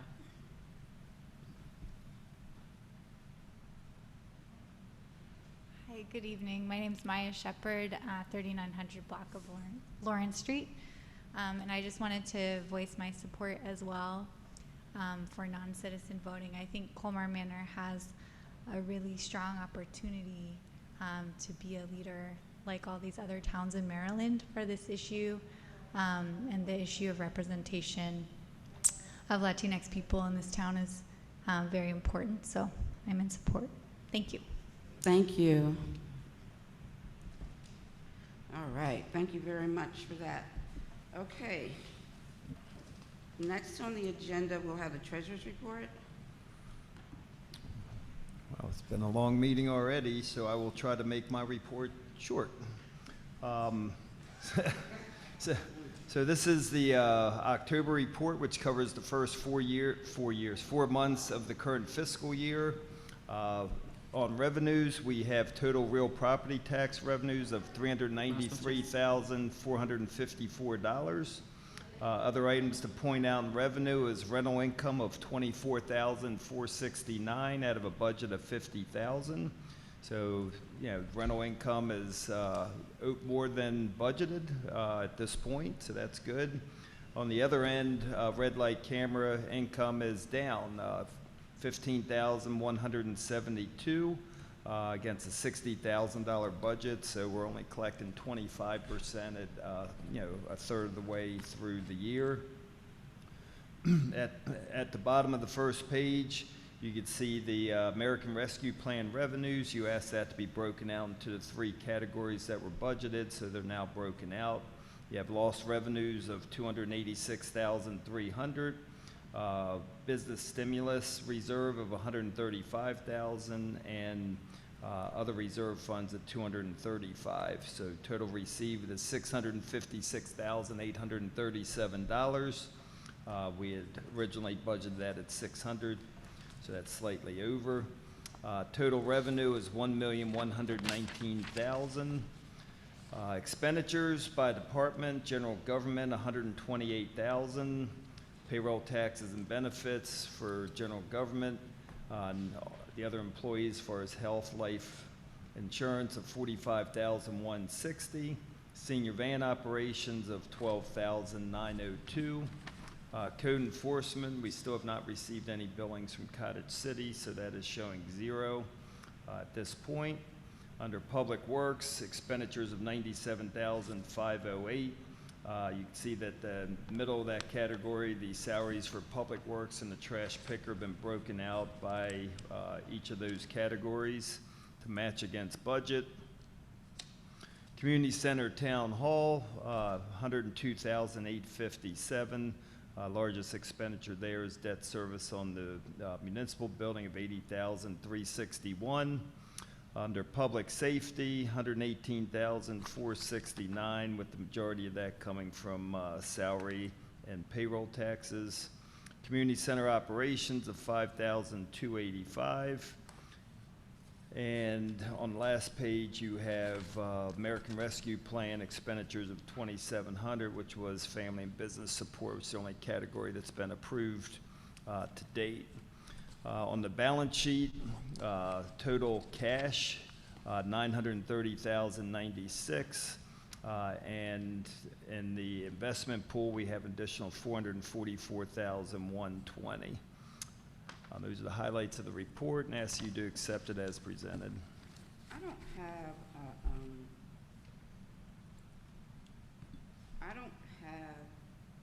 a balance sheet.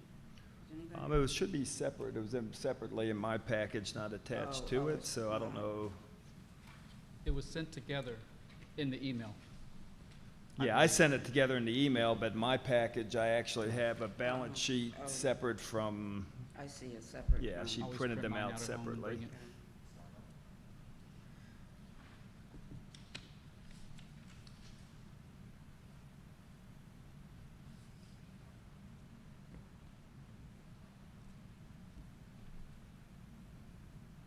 Maybe ask questions? I was just still taking a look real quick. Yes, it's going to be the answer, but let me just finish my thoughts for a second.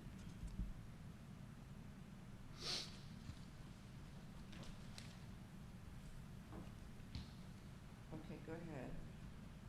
Councilman Bowles. Thank you. Mr. Baden, so we are personal property taxes. What's the situation there? That is, the reason it's shown as credit balance is because we had to give a refund of an overpayment, which was a larger amount, so that more than offset what we collected to date. Okay. I have more questions about that based on the audit you sent, but I'll bring those up at another time. Sorry. The overage in the ARPA, is that just that we received more than we expected at the time, or has our amount been increased yet again, or? No, at budget, we didn't know what we were getting when we passed the budget, and we included $600,000 at that point, because that was the estimate at that time. When the final figures came out, we received the $656,837.63, which is half of our allocation. So it has not increased yet again? Okay. Got you. Circuit rider, we have 2,500. Didn't we raise that? I thought we voted to supplement that. Is it 7,500? We did. Yeah, I'll check on that. Officer, no, never mind that. Electronic sign. The payroll taxes in general government, we're at almost 50% on insurance for health and 45% on payroll taxes, but we're only 1/4 of the way through the, or sorry, 1/3 of the July, August, September, October. We're talking about 1/3 of the way through the year. So why are we at almost 50%? Is that health issues that have been going on with our employees? For the health insurance, we have a high deductible health insurance plan, and the city funds the deductible into a health savings account. So all that's paid up the beginning of the year so that the employees will have it for use during the year. Okay. So it's front-loaded. Front-loaded, gotcha. Okay. Auto insurance, is that similar at 45%? Which count? Sorry, 5720 insurance auto, we're at 45% there. No, that is, all the insurances are billed in July Okay. 1st through Legit, and we had other vehicles in Public Works when we prepared the budget, and then we ended up selling one of the trucks. So the cost went down for the autos, the auto insurance. Oh, 40, We sold the green, but the old 45 green. is higher than, so we're, I guess, so it's not Yeah, we front. budgeted 3,000 and we Mhm. spent 1,357, so it probably would have been twice that amount if we retained the other vehicle. So I it see. Would have been closer to 2,600. Okay, and maintenance expenses, 55%. Yeah, I'd have to get you a breakdown of of everything that's included in Then there. vehicle maintenance, almost 65% of the, Yep. yeah. They're very high. Yep. There are tires and things that were needed on the vehicle that are, not an annual expense. Our insurance on the And- building at 105%, we have an overage there. Yep, that's what the actual cost came in at. Our budget is based on an estimate, and so the Okay. property came in higher than budgeted. I see. Police gasoline is at 46% of the annual budget at 1/3 of the way through the year.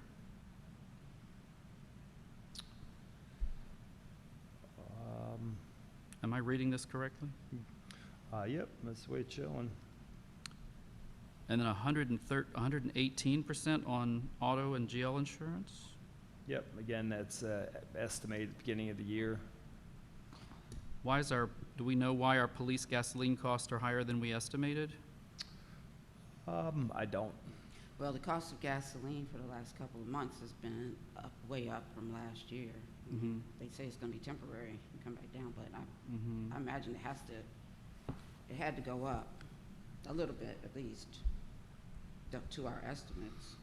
Yeah, I could look in those, Okay. a little further to see if there's.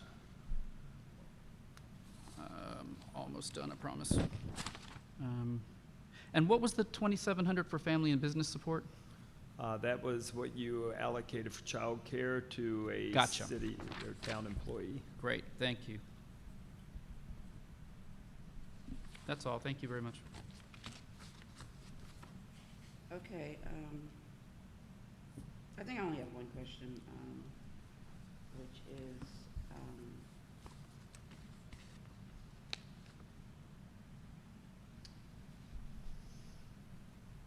recreation supplies, $426.94. I'm questioning why we have recreational supplies when we haven't had any recreational activity. I can look and see what's included in there, report back. And so the other question I just want to ask is about the funding. When we have funding for an event and we provide the entire amount to someone for the event, and then they have to come back with the cash, the receipts.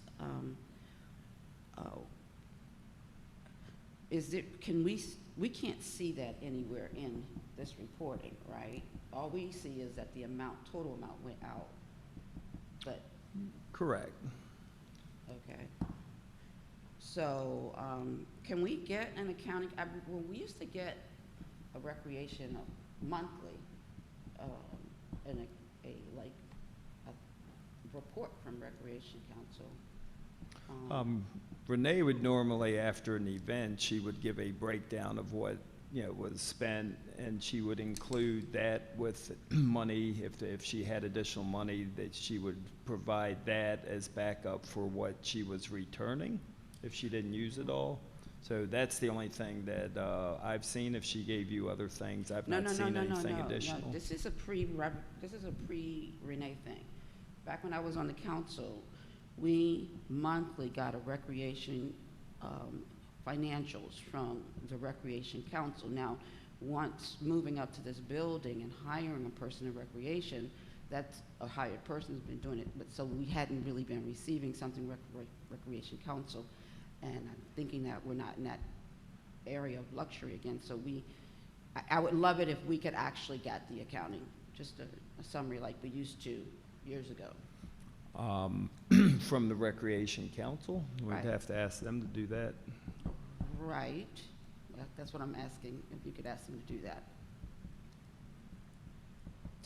Well, they're turning in all the receipts for the expenditures that they're Are they incurring. giving So you a to ask sum? them for what they spend, isn't that the same thing as the receipts they're giving us to document the money we've given them? That's not a summary, that's just the receipts.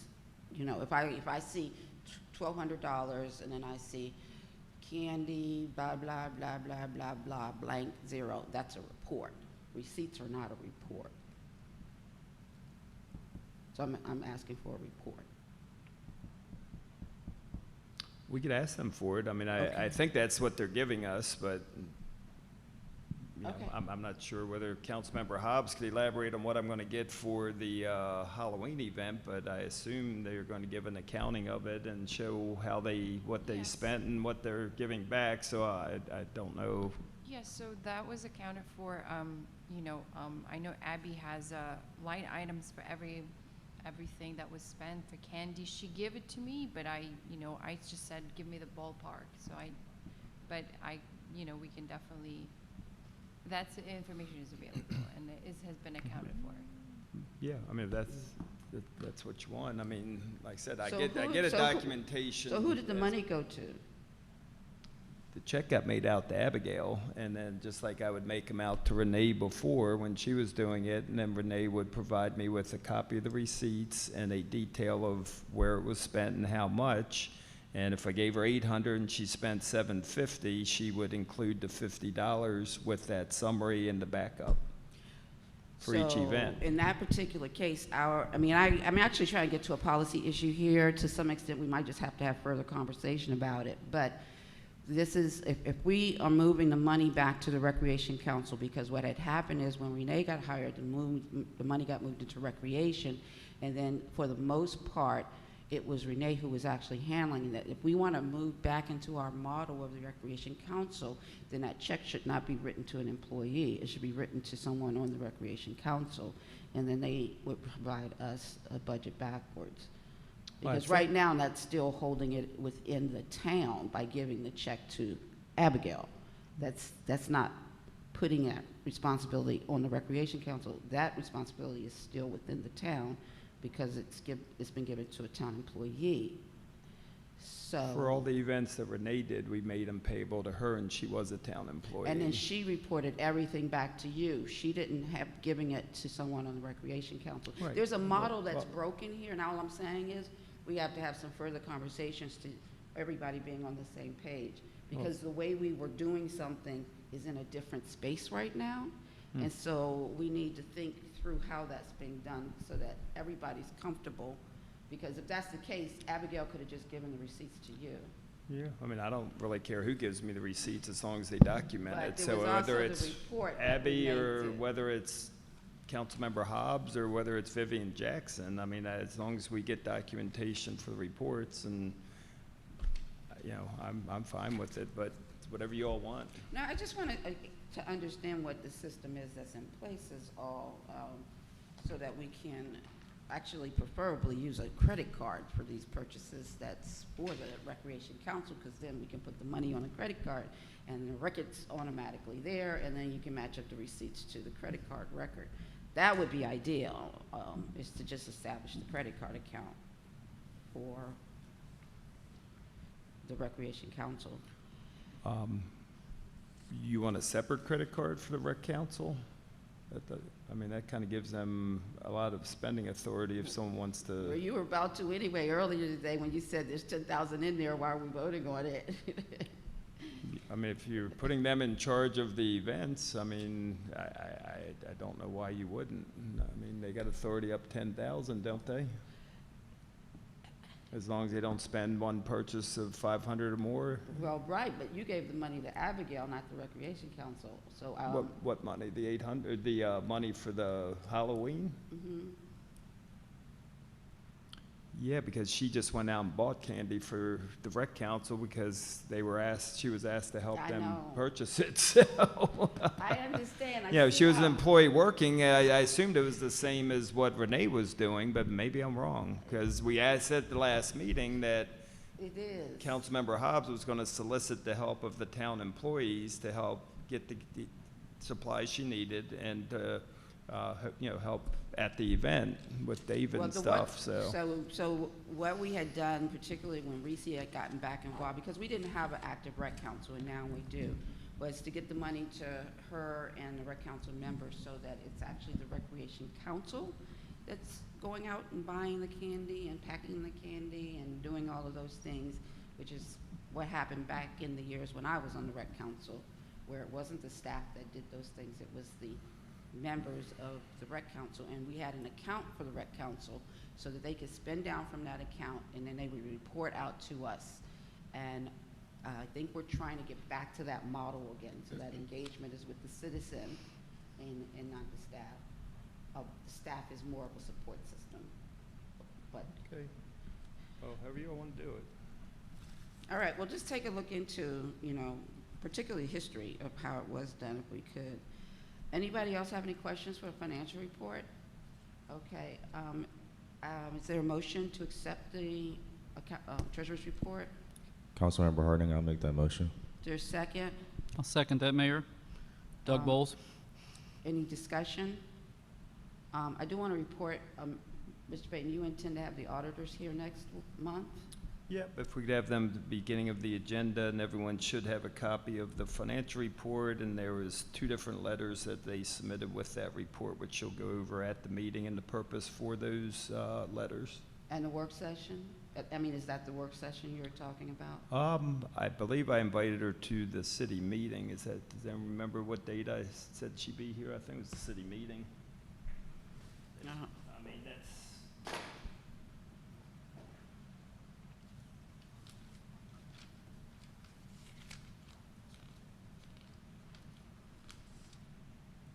City meeting on the 14th. Oh, the 14th. Yeah, I will not be here for the work session. I'll be out of town, so. Oh, okay, I see. So if we have questions prior to the meeting, we should contact you via email or phone? Sure. Okay. Yep. Or save them all up for Eva. You really No. do want a long public meeting in December. Well, yeah, I was gonna say, as it being the citizens' meeting, before we all have clarification of a question that we might want to answer, could be very confusing to whomever's watching, because we're confused, and that's off-putting, honestly. No, if anyone has any questions, you could always call me. So, I would highly suggest, if you've reviewed it and have any questions, to proactively request answers to the questions, and then see if you can get the answers. And I just hate an environment where we're all uninformed as who's listening to us is. So, next item on the agenda. We need a motion. Or Vote on the motion. No motion. Ward 1? Aye. Ward 2? Aye. Ward 3? Aye. Ward 4 is absent, and the mayor votes aye. Okay, Chief? Good evening, everyone.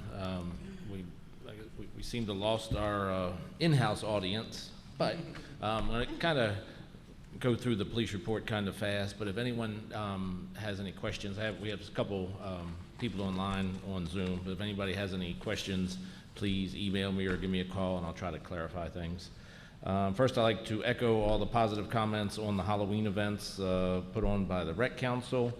I stopped by the Harvest Fest and mural painting, which was really like pumpkin carving, and the mural painting that was well organized. And on Sunday evening's event down at the park, we participated in that, and for the trick-or-treating, we had officers patrolling the street, and we did not have any incidents reported. For calls for service during the month, we had 93. That covers just about a variety of things. At the last meeting, a question came up about miscellaneous police incidents, and last month there was 6, and there's 1. And I looked into those to see what those are, and they turn out to be calls for police service that are canceled prior to dispatch. That's somebody calling in and say, I need the police here, and they say, oh, never mind, the problem's gone, don't need you anymore, and it's just canceled out. So that's what those translate to. Of the 93 calls for service in the town, it resulted in 12 police reports, and I'll touch on each of those real quick. On the October 3rd, we have a recovered stolen vehicle in the 4300 block of Monroe Street that was parked and unoccupied. That had been stolen from Mount Rainier. On the 6th, we had a breaking and entering reported at DC Charbroiled, located in the Porttown Shopping Center. Had another commercial burglary at the McDonald's on the 11th.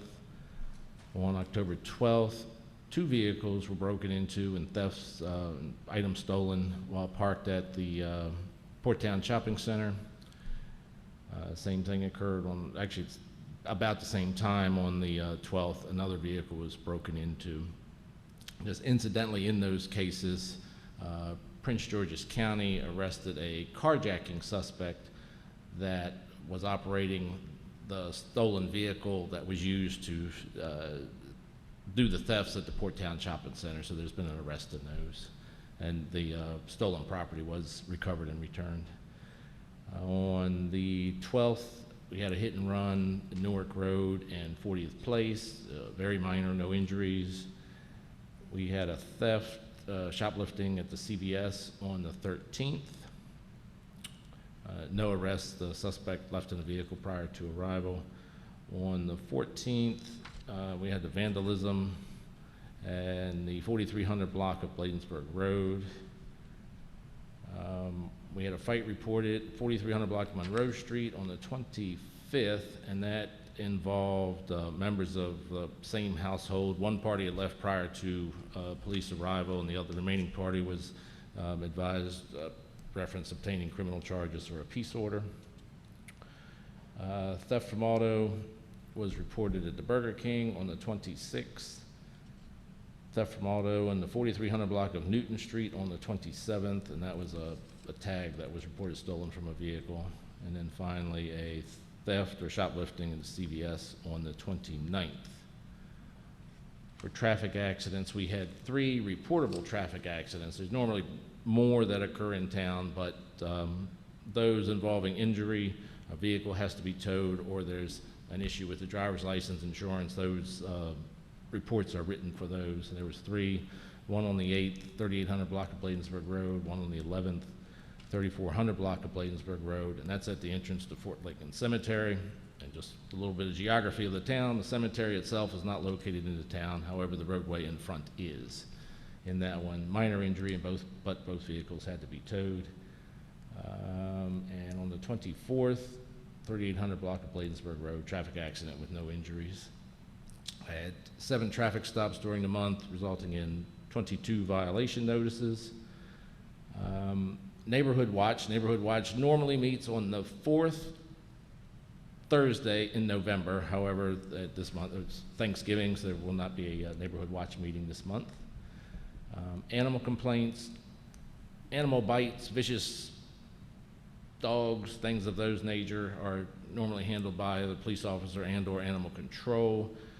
We've been trying to take care of some of the more nuisance issues, loose dogs, barking, etc. I had 2 complaints during the month. One was a loose dog on the 20th, 4200 block of Newark Road. Did some detective work and found the owner in the 3500 block of 43rd Avenue, and the dog went back home. And on the 30th, I had a resident provide photos of a dog, or the owner not picking up waste from a dog, but I think the owner must have came back and removed it because it was gone. But a whole nother. Code enforcement, it was mentioned earlier that we do not currently have a code enforcement officer. We share code enforcement services with the town of Cottage City, who has been actively searching for a replacement code enforcement officer. They've had a number of applicants, however, very few qualified. They've expanded the search by advertising in the Washington Post. That has not gotten any more traction. They attempted to schedule interviews this week, it's tomorrow, for 2 people, and neither one have confirmed attendance, so that will not be happening tomorrow. We're kind of in that stuck pattern right now with code enforcement. Yeah, just a little further update on that. There's actually 3 scheduled for tomorrow. One of them is still a possibility, but not for tomorrow. You know, he had said that if he was to be hired, he had a 6-week out of country, I don't know what's vacation, but he was going out of the country for 6 weeks and wanted to know if that would be a deterrent for, you know, him not being considered for the job. So I replied that it wouldn't if we know it up front. I mean, he was the best qualified candidate, so I didn't want to lose him. So they're going to try to reschedule his interview for next Wednesday. And then late this evening, I got an email from the town manager over at Cottage City, and she said that they did get another applicant who has code experience in Riverdale Park and Hyattsville as past employers in code. And we're going to try to set that up for next Wednesday as well. So, you know, there appears to be 2 possible candidates that are still in the running that we hope to interview next Wednesday. So there is no interview tomorrow? There's no interviews tomorrow. Yep. Very good, thank you. I included information on trash collection in here. And on the last page, at the last meeting, there was a question regarding crime in the town of Colmar Manor and whether it is increasing. And I guess the answer is yes to that. And on here are reportable crimes over the last 3 years. In 2019, we had a total of 62, total of 70 in 2020, and for the first 10 months this year, we're at 62. So we're going on this course, we'll be over the 70 from last year, and almost all of that can be attributed to criminal activity at the shopping center, primarily the theft from autos, and it's a regional problem. And so far this year, we've taken 22 theft from auto reports, and that's folks leaving things in plain view and somebody driving up, smashing a window, grabbing an item, and jump back in a car and leaving. So please don't leave anything out. And that's the report, unless anyone has any questions. So I'm going to say on this last report here, I'm also noticing 2 other areas that feel a little bit alarming to me from the past 2 years. The burglary, break and entering, 2 in 19, 3 in 20, and 9 this year already? Yes, and almost, I think 1 of those 9 was in the residential area. However, the prime suspect in that is somebody that they know. The others are commercial properties from, I remember, China Express, DC, Charbroil, Burger King, McDonald's, which was referenced on here, all in the commercial area.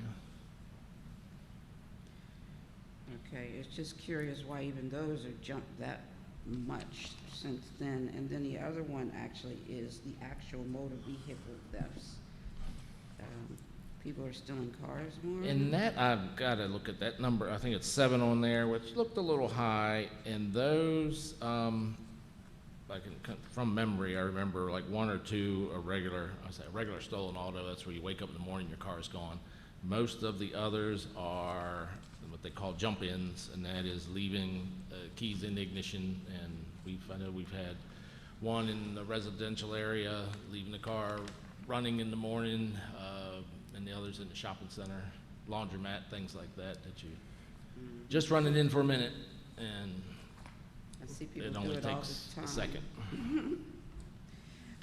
So on our front page here, this one that says breaking in progress, I mean, I know you told us reports that were made, but do you know if that is because it was in progress? I will look into it further. I'm going to guess that at the McDonald's, that was discovered by an employee coming to work, and they probably called it in and said, hey, there's a broken door, so they would treat that as a burglary in progress until they determine that there's no bad guys inside. Okay, and the fraud, what would that be? Somebody just reported somebody that? Yeah, and actually that Came in was to get a police report? what was that? There was no report written. That was a fraud. Somebody received a phone call that everybody gets, and they called the police about it. But no losses, no damages. That was just, okay, so that Yeah. was just, okay. And then the gunshots, where was that? I'd have to look that one up. I don't recall offhand. Okay, and what does J-O mean down towards the bottom? Theft, J-O? Just occurred. Just occurred. Just occurred, yes. As opposed, let's say a theft from auto, you come out and your stuff is gone, and may have happened sometime last night. That's the theft from auto. Theft from auto just occurred is they just broke the window and they're leaving in a vehicle. All right. All right, anybody else have any questions? Thank you, Chief. Chief, we have reading glasses. We have 6 episodes of Unknown Trouble. What are those? Those are mostly just unknown trouble. It could be anything from somebody call it and say there's a problem. Just send the police. There's a problem out in front of my house. Just send the police, and it's dispatched as an unknown trouble. But when it gets there, it's clarified on the clearance And side. that the clarification doesn't end up in the report. No, not on. I wish y'all would get a little more specific. Yeah. And so the gunshots were they verified to be? I'd say no, because there's no, on the front page is the calls for service, whether it's someone calling in and it's dispatched or an officer calling out, and then the reports is where the actual police report is written. There's no police reports written for sound of shots or vandalism by gunshot or an assault or robbery. So Yeah, we had a lot of fireworks in and the town. fireworks is often. And the thing is, often they tell you fireworks are rapid, up, up, up, up, up, up, up, and that's not what a gun sounds like. But when people are shooting off like individual pops, it can sound Absolutely. very There's much. probably but I'll look it up just as I did those other miscellaneous ones, and I learned a little bit on that. When a hit and run involves a person, is it called something else? Probably not. It should be reflected as unless it maybe a hit and run with injury, but it's not. Okay. But in this case, it was a car that was struck, Yes, not a it was, person. Involving Okay. 2 cars and 1 car left. I'll go to the last page. What's the difference between a robbery and a theft? Good question. Often people get confused with that because oftentimes people go out and say someone's broken into their car and stolen their laptop. And, oh my goodness, I've been robbed. No, you haven't been robbed. You've been a victim of a theft. A robbery is taking of property by force. If you've been robbed, if you're walking down the street and they punch you in the nose and take your computer, that's a robbery, or hold a gun to you, that's a robbery. So robbery is person to person. Yes, and use of force, use of force or threat of force. Okay. I think you covered everything there. Yeah, the theft from the vehicles is quite a change. So the mayor mentioned at the beginning of the meeting tonight that we have one of our officers has decided to move on. Do we have a time estimate do we have any candidates in mind? Do we have an idea how long it might be? And how do we plan to fill in their scheduled time? adjusting the schedule as best as we can. Filling it, it's at least a month. I do have an advertisement out there, have had a couple feelers asking for those that are currently Maryland certified, and we'll go from there. Gotcha. Are the communities that we have sort of reciprocal arrangements with, will they be filling in? Like tonight, I noticed there was a Bladensburg police officer in the shopping center parking lot. Oh, not as a formal having the other jurisdictions patrol the town, with the exception of Cottage City. Cottage City, we do have an agreement with Cottage City where they can and will and do patrol our commercial area. Okay, so we've notified Chief Ayers, and they may be sending folks over a little more Yes. often? Okay, thank you. Anybody else have any questions? All right, is there a motion to accept the police report as presented? I'll make the motion, Councilmember Hobbs. Councilmember Hobbs, is there a second? I'll second that motion. Doug Bowles, Ward 3. Any additional discussion? All right, I'll call for a vote. Ward 1, Aye. Ward 2, Aye. Ward 3, Aye. Ward 4, absent, and the mayor votes aye. Thank you, Chief, appreciate it. All right, moving on, next item here on the agenda is approval of September 7th, 2021 minutes that were previously received. Is there a motion to approve the minutes from September the 7th, 2021?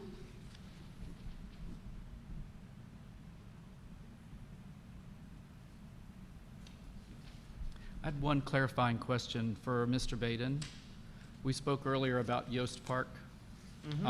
In the minutes, you mentioned that it might be fenced off for about a month. Did they choose a different method of rehabilitation, or is that still planned, or? No, that was what they had originally planned on, but they came in and did it so quick they didn't need to fence it off, is what Mike told me. Okay, thank you.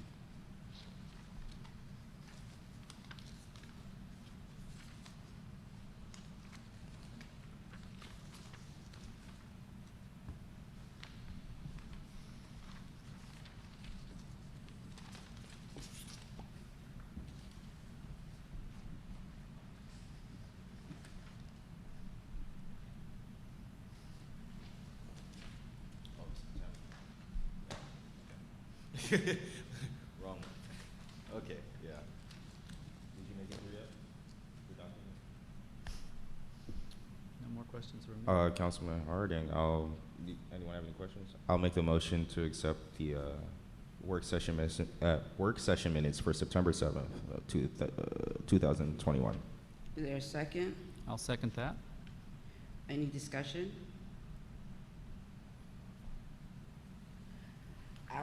I'll just note that I did send a comment about the numbering of the pages and the titles on the top of pages for everything, not just for minutes, but if pages get lost from one another and you don't know it's the second or third page, it goes with how many pages or whatever. So I have sent my comment about that.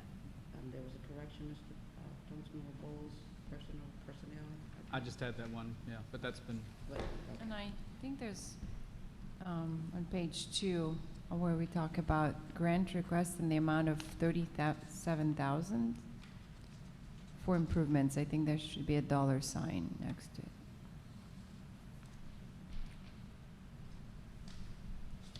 Next to the number. Oh, I see what you're saying. A dollar sign is missing? Yep. Got it.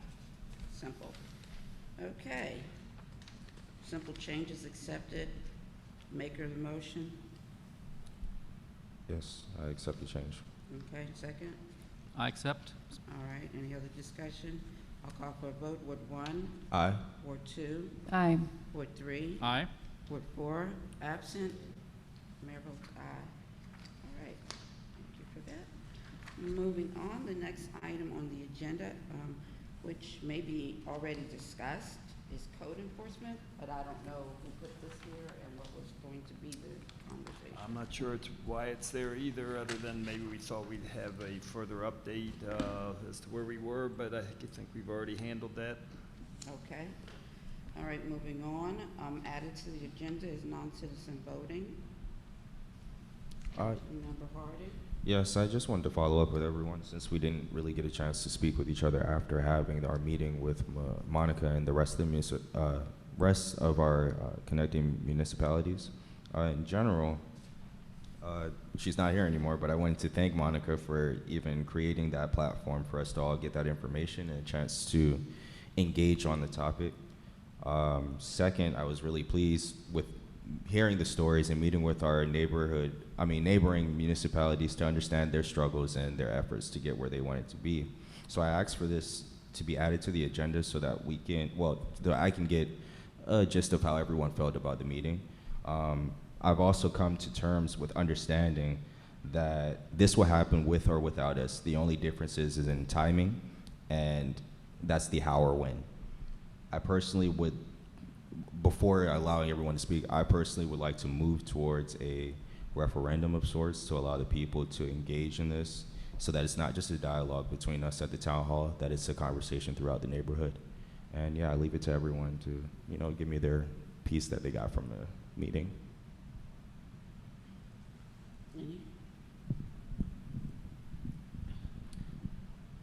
We already had the discussion, and I think I expressed my opinion about the issue before. I think we can definitely offer it for a vote to our community and see how they express their will in this on this matter.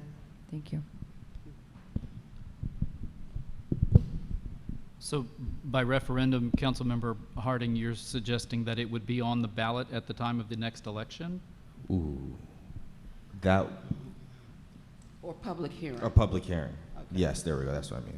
The wording was wrong, but yes, a public hearing where we'd have citizen vote on the subject. So just so that I can understand, a referendum vote can happen at any time? It wouldn't be? A referendum vote can happen at any time, but I believe the way I don't know if it's the charter or ordinance is written, is our referendums are non-binding. So referendums are informational, if you will, for the most part. They give you something a little bit more solid than a hearing because people are voting, but they're non-binding. In our municipality, the mayor and town council has the final vote on whatever happens. Right.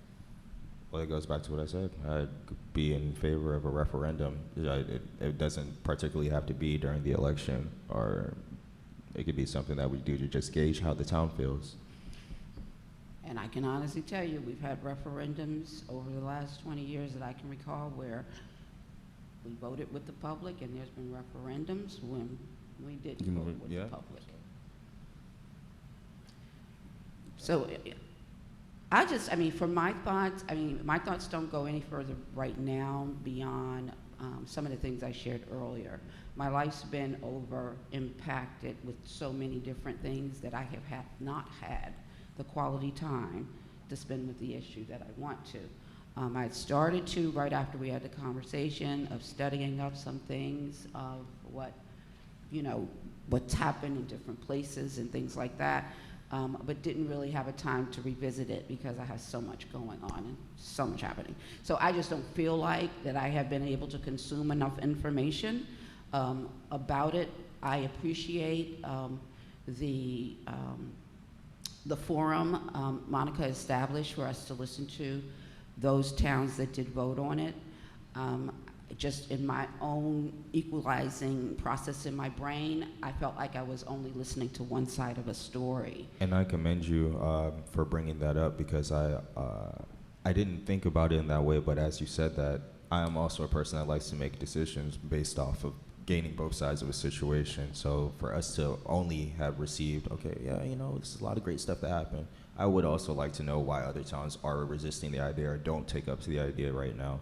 But I just, in general, felt like we're missing dialogue amongst a lot of people inside of our populace that are going to determine the decision or will be affected by the decision. So, because a lot of the votes, some of them that took, as I believe it might have been Heisler, whatever, 17 months of conversation before they came to a conclusion.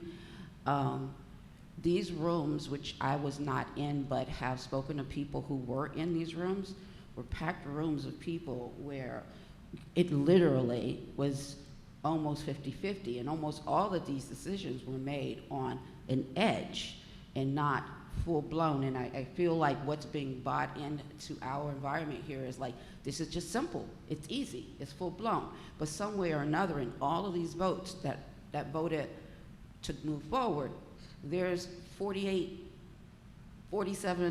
of that population that has something to say. I would like to know what it was. And then we're hearing all the towns that did pass it, but we're not hearing from towns who actually made a conscious decision not to pass it. So I don't want to let it go. I mean, I believe that there's an answer here to something that has to be done, but one thing that just does not change is that there is a reason that there's a minimum of 5 years of being in this country before you actually can become a citizen, and there's a story there. I'm highly disappointed in our federal government in not moving the people who literally have passed all the rules along properly and allowing them in. And they have lottery systems and all kinds of decisions where they can decide, oh, we want these country now, or we'll let this country in now, and that one obscure. But the idea of 5 years in order to become a citizen is very clear, and some other things that are specific about being a citizen, which tend to be somewhat cultural in nature, in knowing this is the country. I'm in this country because I want to be in this country, and not because I want this country to become me. And that's a real big part of what is becoming a citizen of the United States, is that you're here to be here, not here to change here. And that's just a part of what they've written. It's something that we should at least respect when we're trying to discuss how we want to go. I've said, and I will say this over and over again without any question, I am 100% for DACA registered people to vote. I got zero problem with that particular group of people voting because they don't have another country. There's no place they came from. This is where they are, just like any of us who were born here. And that one is a straightforward one, and I'm comfortable saying that. But in terms of my experience with the call, I just want to hear what's on the other side of it. The the College Park situation was very interesting. I was under the impression that College Park had passed it. I asked the mayor about it when I was at MML, just like when I was asking other mayors who had passed it. He's like, no, we didn't. So I was confused. And so when I went to look it up, just like Monica just did, I saw the article which said College Park passes it after all of this debate back and forth, blah, blah, blah, blah, blah, and it finally came to pass it. And then there's an article that comes out 2 days later that states that it was never passed. Procedurally, a charter amendment requires a supermajority, and theirs was what was it? Is it a 5-person council? I'm not sure how many they have. But it College wasn't Park, a super. bigger than 5. It's probably bigger, but Yeah. it wasn't. Yeah. They did not. They had a simple majority and not the supermajority. Therefore, it didn't pass, and that was 2017, and I don't have any idea why, but they haven't brought it back to the table as yet. So all those things you really kind of want to know a little bit more about, like what was the whole story there, because at the end of the day, the answer is no, they have not provided the non-citizen vote. And there's a whole lot that went on in that scenario. So I would really love an opportunity to have a conversation with Mayor Wohan and some of his council members. And there's others included. So those are my thoughts for now. I'm totally up. I need some bandwidth, honestly. This is a new subject. It should be talked about and discussed, and everybody should have an opportunity to hear all sides of it and not just one side of it. Mm-hmm. I don't want to just have a public hearing without having people who have points of view on both sides, so that people can hear from the points of view of both sides before they make their final decisions on even a referendum. But go ahead. So the question was asked, can non-citizens vote in this referendum? It would not be, No, the answer is no. The answer is no. Yeah. Sorry about that, guys. And that's what we're voting on. So it has to be the citizens that actually make. Sorry about that, guys. That's the whole point. But thank you for the question. You guys have any other, so we move on, because we're gonna, No, that was we'll done. maybe try to establish. I'm thinking, I mean, right now the rush is to May. So, the idea is the rush is to May, and I'm uncomfortable being rushed, And if we make a decision to move our election to October, which we've kind of talked about way before any of this happened, then that gives us a little bit more breathing room for everybody to feel like we can have a decent conversation and not have the rush to May. And we can talk maybe a little bit more about that next month, about that and any other charter changes that we've been talking about. So that there's more time to really dig into this issue on all sides of people's thoughts and opinions about it. I think as we move, I think forward motion will help. So I think once we've engaged an interpreter, that will help. Yes. I think once we reach out in as many ways as possible, that will help. I would like to see ESL classes. As much as I would like to see the town reaching out to communicate in Spanish, I would also like to see English classes offered to the Spanish-speaking community, so that language is being approached from both sides. I am at this moment evolving, but I'm uncomfortable with someone who's been here 30 days voting. Frankly, I was a little shocked when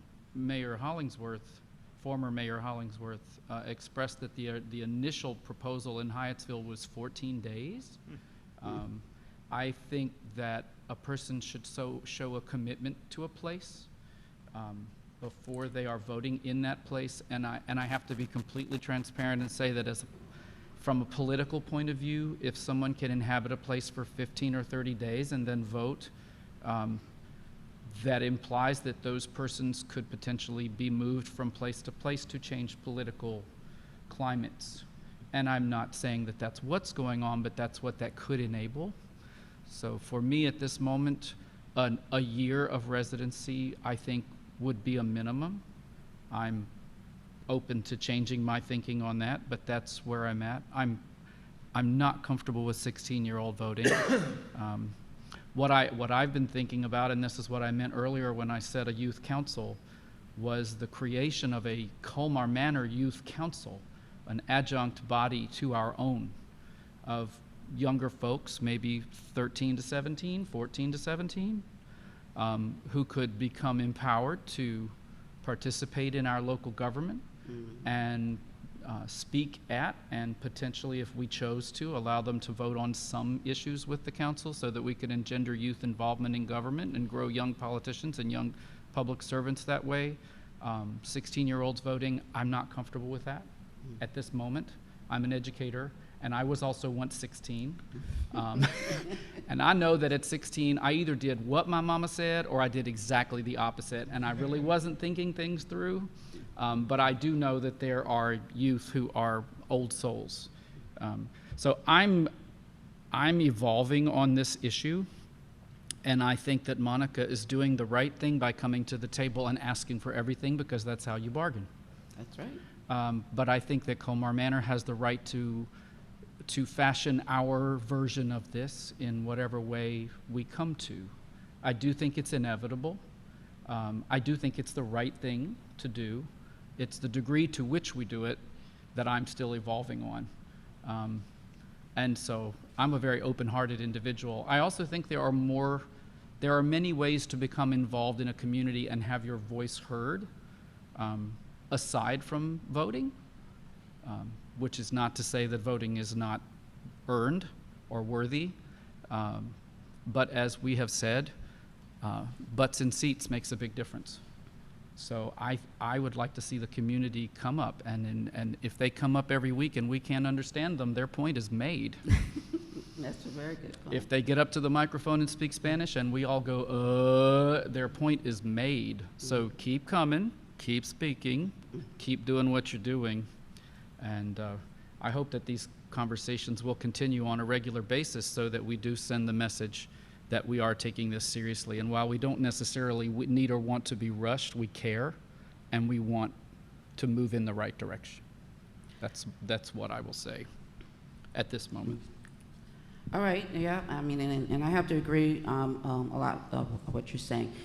Getting these steps forward that we have agreed to, the translation and all the interpretations and getting the classes in place, we need those to happen because those would show that we're all there. Everything keeps flowing back specifically to the non-resident voting, when in fact, communication is what everybody is saying we don't have, and a lot of it has to do with a language barrier, and so we got to get that done. I will include this on every agenda going forward. We can have major or minor conversation on it, but it'll be on the agenda for whatever steps may have been taken, and if anyone has pursued something or if we are prepared to do the hearing. I would really like to make it through these holidays without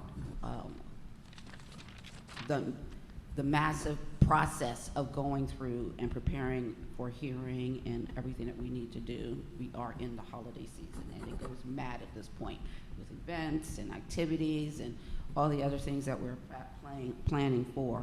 So maybe we work towards a January hearing, and we try to get some players to come in and testify thoughts and opinions, and then I don't mind the non-binding referendum. Find out, what's the result after that, after any points of view have been brought forward. But I want to just throw out to the point lightly, Councilmember Bowles has pointed out, this cannot be ignored. Now, I've been in the political scene for over 20 years, and this question of manipulation of politics, I can't deny, and I am not going to defend the fact that our county council moved all the multiple districts around. If you guys haven't heard about it, they moved multiple districts around, while out of 11, 4 were never informed. There was already a map that had been advertised, and people had been at public hearings and had been prepared to be acceptable, and in the 11th hour, 4 council members were totally not informed even that this was happening, so they could argue it. It was put on the table as a motion in the moment that the agenda item was established, without any question about the other map that already had been prepared, and then it was stonewalled because there were 6 votes. There was if you look at the tape, you will see they already had 6 votes, they knew they had 6 votes, and they did not bother to include everyone else. And so when we operate in our politics that way, and that happens, and I love this county, but that happened in this county, and so it happens all over the place. It's considered gerrymandering when it comes to redistricting. But when you create a situation where someone hasn't gone through a significant process of making super commitments to being here as either a citizen or in this town, as a matter of this is my place, I want to be. Yes, moving around every 30 days is not that big of a deal to change residency and vote. And we could go through every single town that winds up doing this, and people can pop around in order to make this happen. I know that the vast majority of people who are asking for this vote don't even have that as a thought in their brain. They just want to vote in the community they live in. Absolutely. But there are folks in politics who know how to utilize that, and that's an important thing that we want it to be. People who really want to be here, this is why they are here, that's why they want to vote, and we just need to put those safeguards in place that we're dealing with people who really want to be here, and that's why they want to vote, and are not being, someone else out there trying to, do some other things. But politics exists. We can't ignore politics. So those are my last words on this one right now. But like I said, I'll have it on your agenda and we can make other decisions go forward. Well, I thank you for bringing this up to conversation, Mayor. All right. Thank you. Thank you very much. Next item on the agenda is, wow, can't see anything anymore. Okay, Mr. Baton, you have Prince George's County Stormwater Management Grant. I don't. That was supposed to be Miss Goodall, and she was supposed to be on the meeting, but I don't think she joined us. She is taking a course, and she said that she would ask to step away, during this meeting. I told her we could put her on earlier, but I checked with Tracy, and she wasn't on, so Wow. I would say that would get put off until the next work session because I don't have any details on it other than the grant is due this month, and she was looking to get council consent to use ARP monies as a matching portion of this grant, but I don't know any more details as to what the grant's for or anything else, so. So I spoke to her today, and I asked her about this line item on the agenda, because I saw it, and I says, well, what is it that Mr. Baton? And she was like, I don't know. She says, I said, well, are you asking for any matching funds or something like that? And she said, it always looks better when you have matching funds, but it's not a requirement. And so I'll tell you guys, so the grant's due November the 17th, doesn't require any matching funds, and apparently, nobody's come up with an ask. I mean, we do not have to put any matching funds in there. I believe we can use ARP for matching funds for this, but what I've asked her to submit the grant for is to give us permeable pavers at 4300 and Newark Road. So where we have the permeables at the same paved grade that we have at 40th and Newark, we would get down at 43rd and Newark. So that's based on all the design and the work and everything that we had done in the past. That was the other recommended place for the paved drains. And you guys should know it. If you ever walk down there, the pooling of water that happens around the Port Talents Health and Wellness Center, there's all the pooling of the water there. So that's what I asked her to put it in for. It's actually, and Dan's given her numbers on what this cost here in this intersection.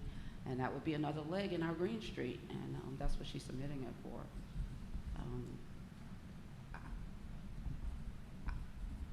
Without any other, I don't know if the total cost was right around $95,000. She asked me what the total cost was of the other intersection, so I gave her that cost, which was a little over $100,000. So I assume she's using that as her figures. Right. So I don't know if you guys want to offer 10% or $10,000, but just let it be and see where it goes. I'm okay with that too. No match is necessary? A match always gets favoritism from the judges. But it's not necessary. Required. It could be even like a couple $1,000 if you want to throw something in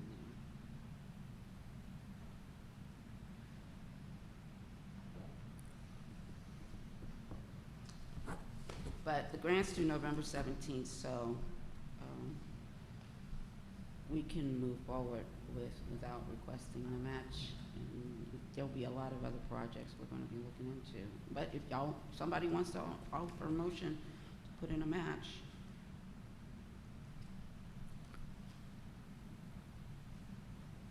Nope.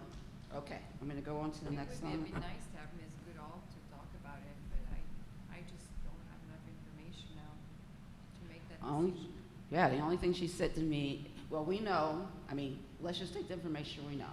We know it's just north of $100,000, not much more. And it's for the driveway. So if we're making a decision about a match, is making a decision, do we want to make a 5% match? Do we want to make a 10% match? Do we want to make any more match? I wouldn't go more than 10% though. And that's it. There's no other information that's really needed in order to know that's what the project is and that's how much it costs. And other than that, The only thing is a grant request with some kind of match in it always gets a little puff forward with the judges than one that doesn't have any. So thinking in terms of our, recertifications that we talked about earlier for the Sustainable Maryland, I know we have done already the project of the kind, right? And so we can already check, basically check mark that point. The project of the what?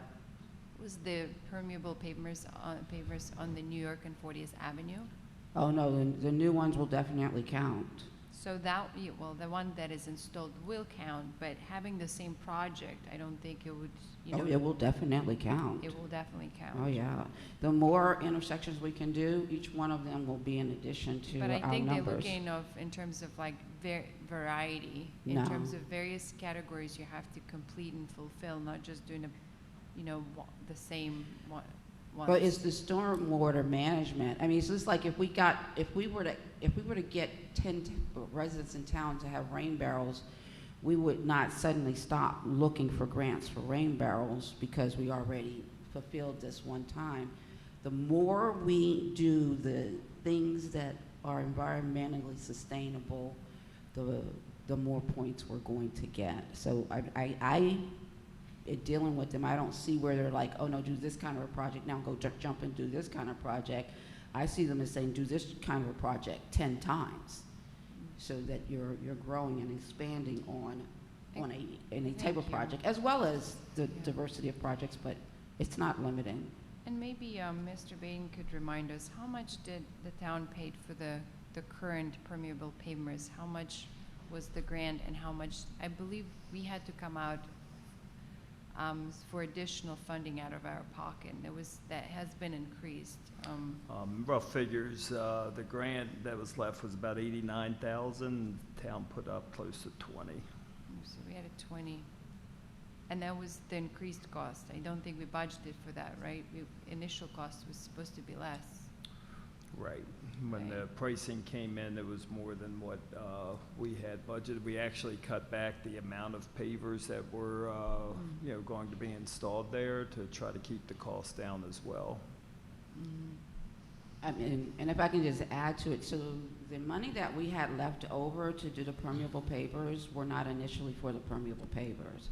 So that wasn't something that we budgeted for the permeable pavers. We had budgeted for some other capital improvements throughout the town, which the county rejected because they were in the floodplain.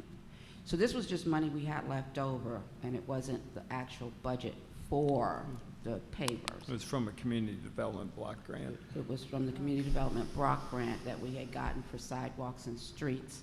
And so this was a novel project we could use this money for because we had this much money left over.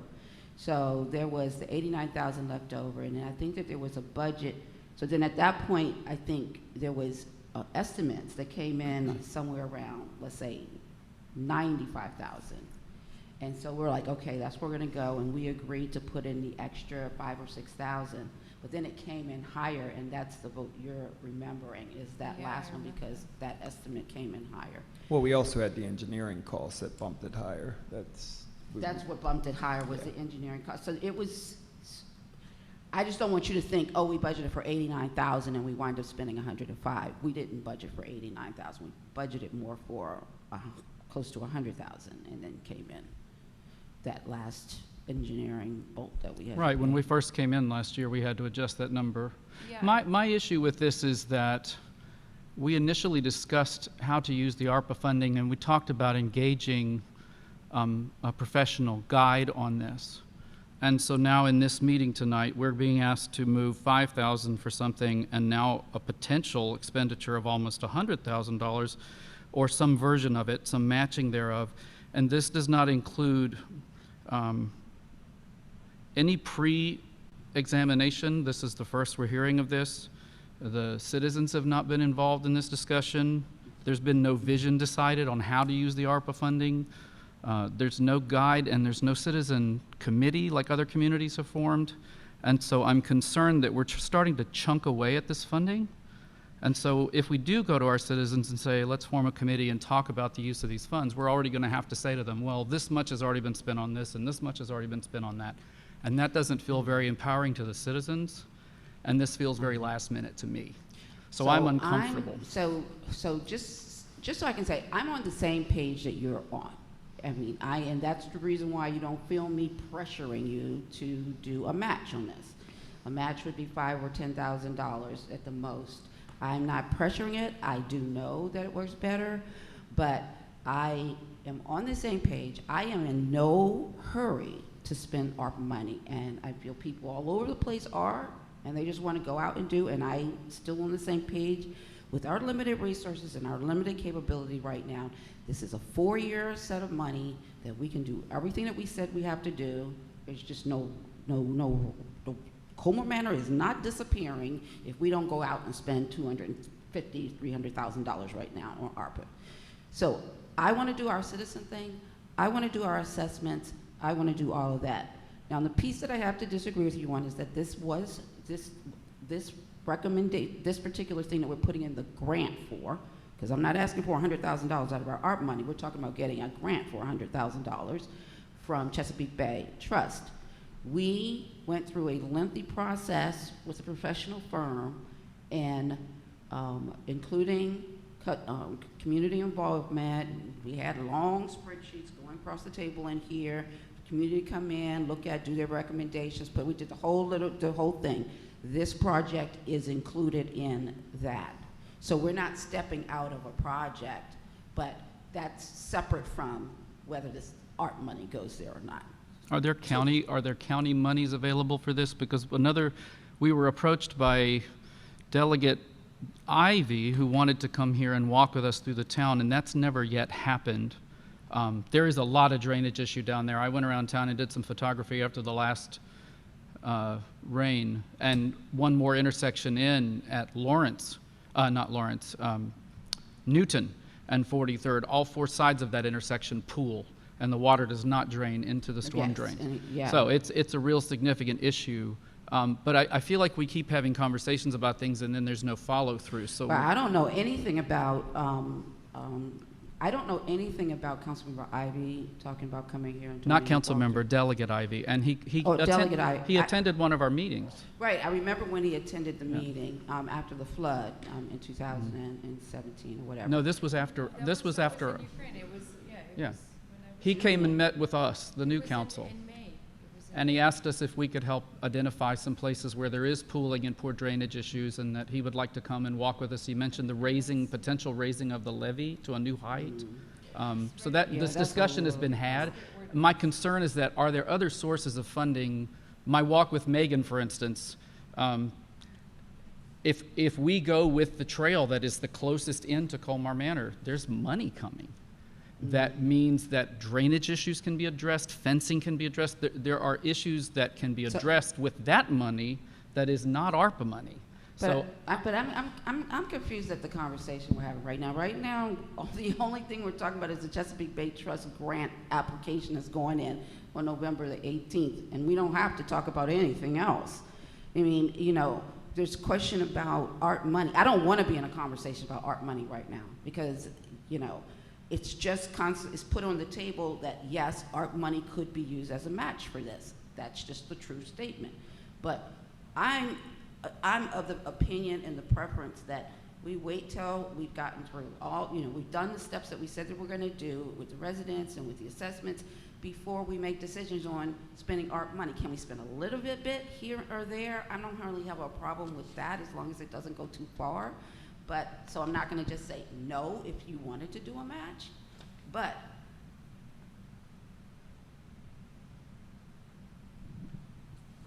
we need to do the detailed work before we decide the bulk of where our ARP money is going to go. So I'm fine leaving it at this. We don't have to have any vote. We don't have to say anything else. The grant application will go in. We'll find out if we win or not. And we can just go with that. Later on, if we don't win the money for the grant, because this is a situation where we're going in for a grant in order to get something. If we don't get the money for the grant, then that can go on our list, and it can be in our list for our money for us to pay for it ourselves. But preferably, I'd rather pay for it for a grant, right? Which is what you were just talking about, you know, what we can do over here is we want to pay for the money for the grant. But these people do know we have ARP money, and before they give us our grant money, they probably want to know that we also have decided to put in some money for a grant. So it's what you call it is risk reward. Put in $5,000 to say that I'm matching it by 5% with my, okay, better chance. Chesapeake Bay knows you have money. They know exactly how much money we have. Put in $10,000, oh, we're gonna pay 10% towards this $100,000 that we're asking for from you.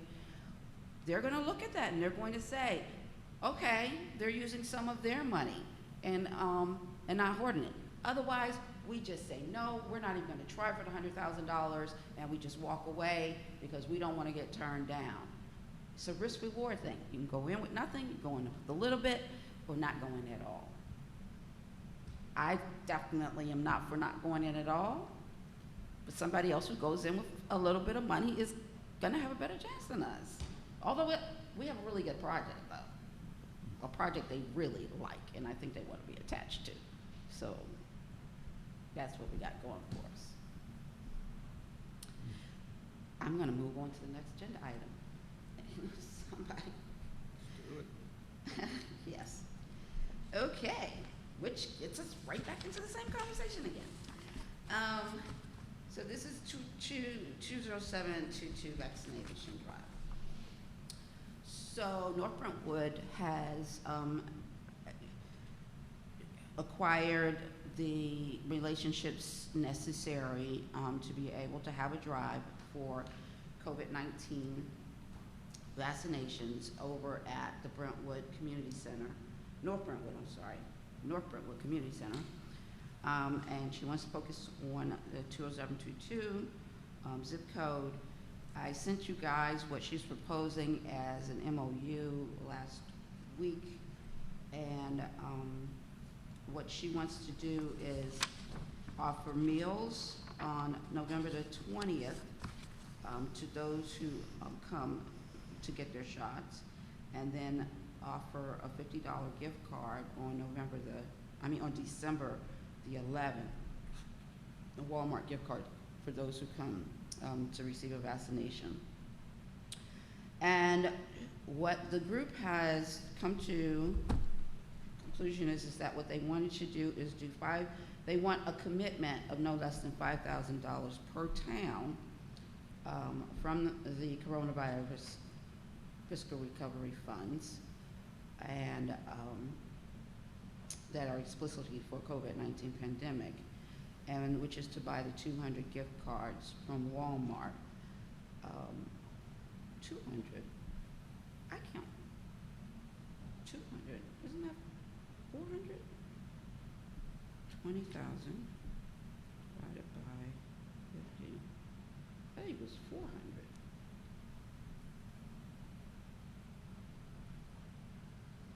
Oh, so Seafood Boss is where they have the money. Okay, so they're looking at 200 gift cards and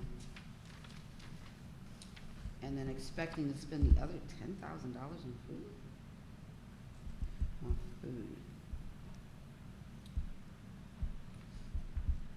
Okay, November the 20th is the date, the first event.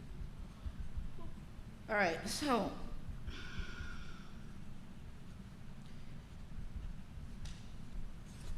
initially, when I spoke to Mayor Robinson on this, you know, she had said $2,500 per town. No, I think she did say 5,000. I was like, you know, I think it's a lot. You know, we're planning on going through all this process with our funding, and you know, not just spend money off the hat. I said maybe we could do $2,500, but I didn't attend the final meeting. Although I don't think it'll make a difference. It sounds like they were all on board with $5,000 as being the standard. I'm like I don't have a problem if we go with that. What I do want, and I asked for Mr. Barr to do, was to tighten up this MOU to make sure that if we're giving out gift cards, that we know exactly how many got out and how many didn't got out. And, or we establish a system where we buy our own cards, because what they're proposing here is that we give all the money to North Brentwood, and then North Brentwood buys all the cards. Or we can establish a system where we buy our own cards, and we have a staff person on board at the event who lines up and is a part of giving out the cards, and we know how many cards that didn't get sold, and we do that. That was one way. That I'm most concerned about, because we're not, I mean, basically you're just talking about somebody going through a line and then giving out cards, and if there's no counting about how and when and how did this happen. I also have my concerns about the food. Is the, right now they're budgeting $10,000 for food. I don't know how we're determining that $10,000 is being spent on food. So those are my questions, is just in, how do we, what's the accountability is something that I want it tightened up inside of this MOU. But I don't think it's smart for us to not participate in this at all. However y'all want to go with it. But you cannot let there be a 20722 vaccine drive, and we are 20722, and we are not in it. So the table's open for discussion now? Yes. Yeah, I mean, for me, I'll be honest, my initial thoughts on incentivizing the vaccine originally was pathetic. I really don't like it, because you're trying to enumerate health to a value, and that's not possible. You should care about the life of others as well as yourself. So for us to provide you with an opportunity to get vaccinated should be enough. I'm not saying that everyone's entitled to their beliefs and their systems of that, but providing a safe center or a safe place is our job. I don't feel like we have to go out to appease people monetarily to do something that will protect their family and protect others. In regards of the seafood boss, I just would want to know who that is. Like, I'm unaware of the business myself. I heard it's a food truck, but if we're doing $10,000 to a food truck, kind of just a bit concerned. That's my take on it. But I'm not opposed to the vaccine drive itself. It's a very good thing to do. We need to make sure our numbers are going up, and we got to make sure the herd immunity is happening. So I'd like for my other council to speak on it, but that's where I'm at with it.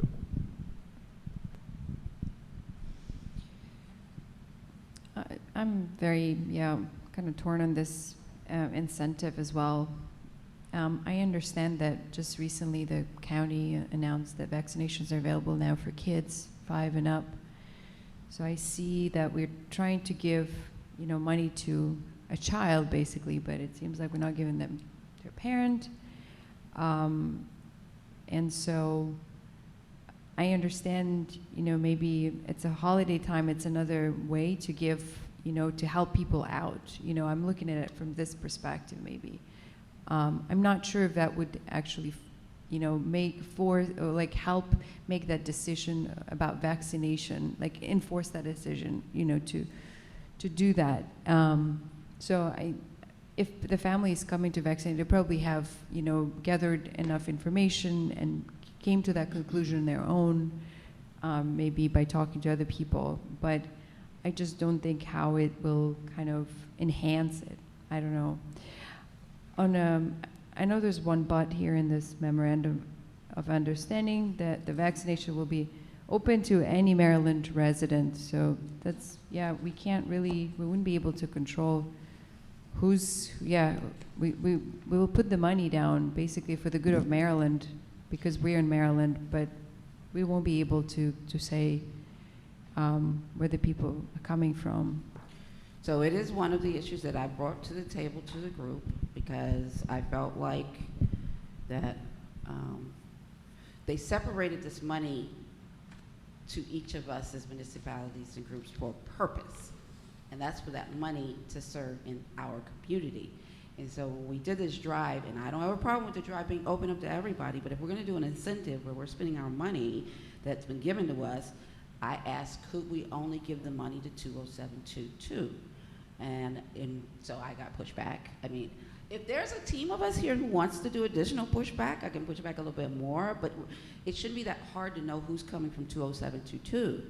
I might not be able to tell who's coming from Colmar Manor or Brentwood or North Brentwood because we all share the same address, but we're gonna know if they come from 20722. So I would prefer to keep the money back in, but as a whole, that kind of looked like a bad look, like, no, we're trying to help everybody. So I was like, okay, I don't want to be the bad person.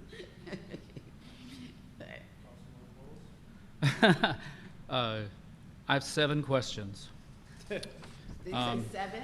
Yeah. So we're gonna count. I got this in enough time I could actually think about it, and so I wrote some stuff down.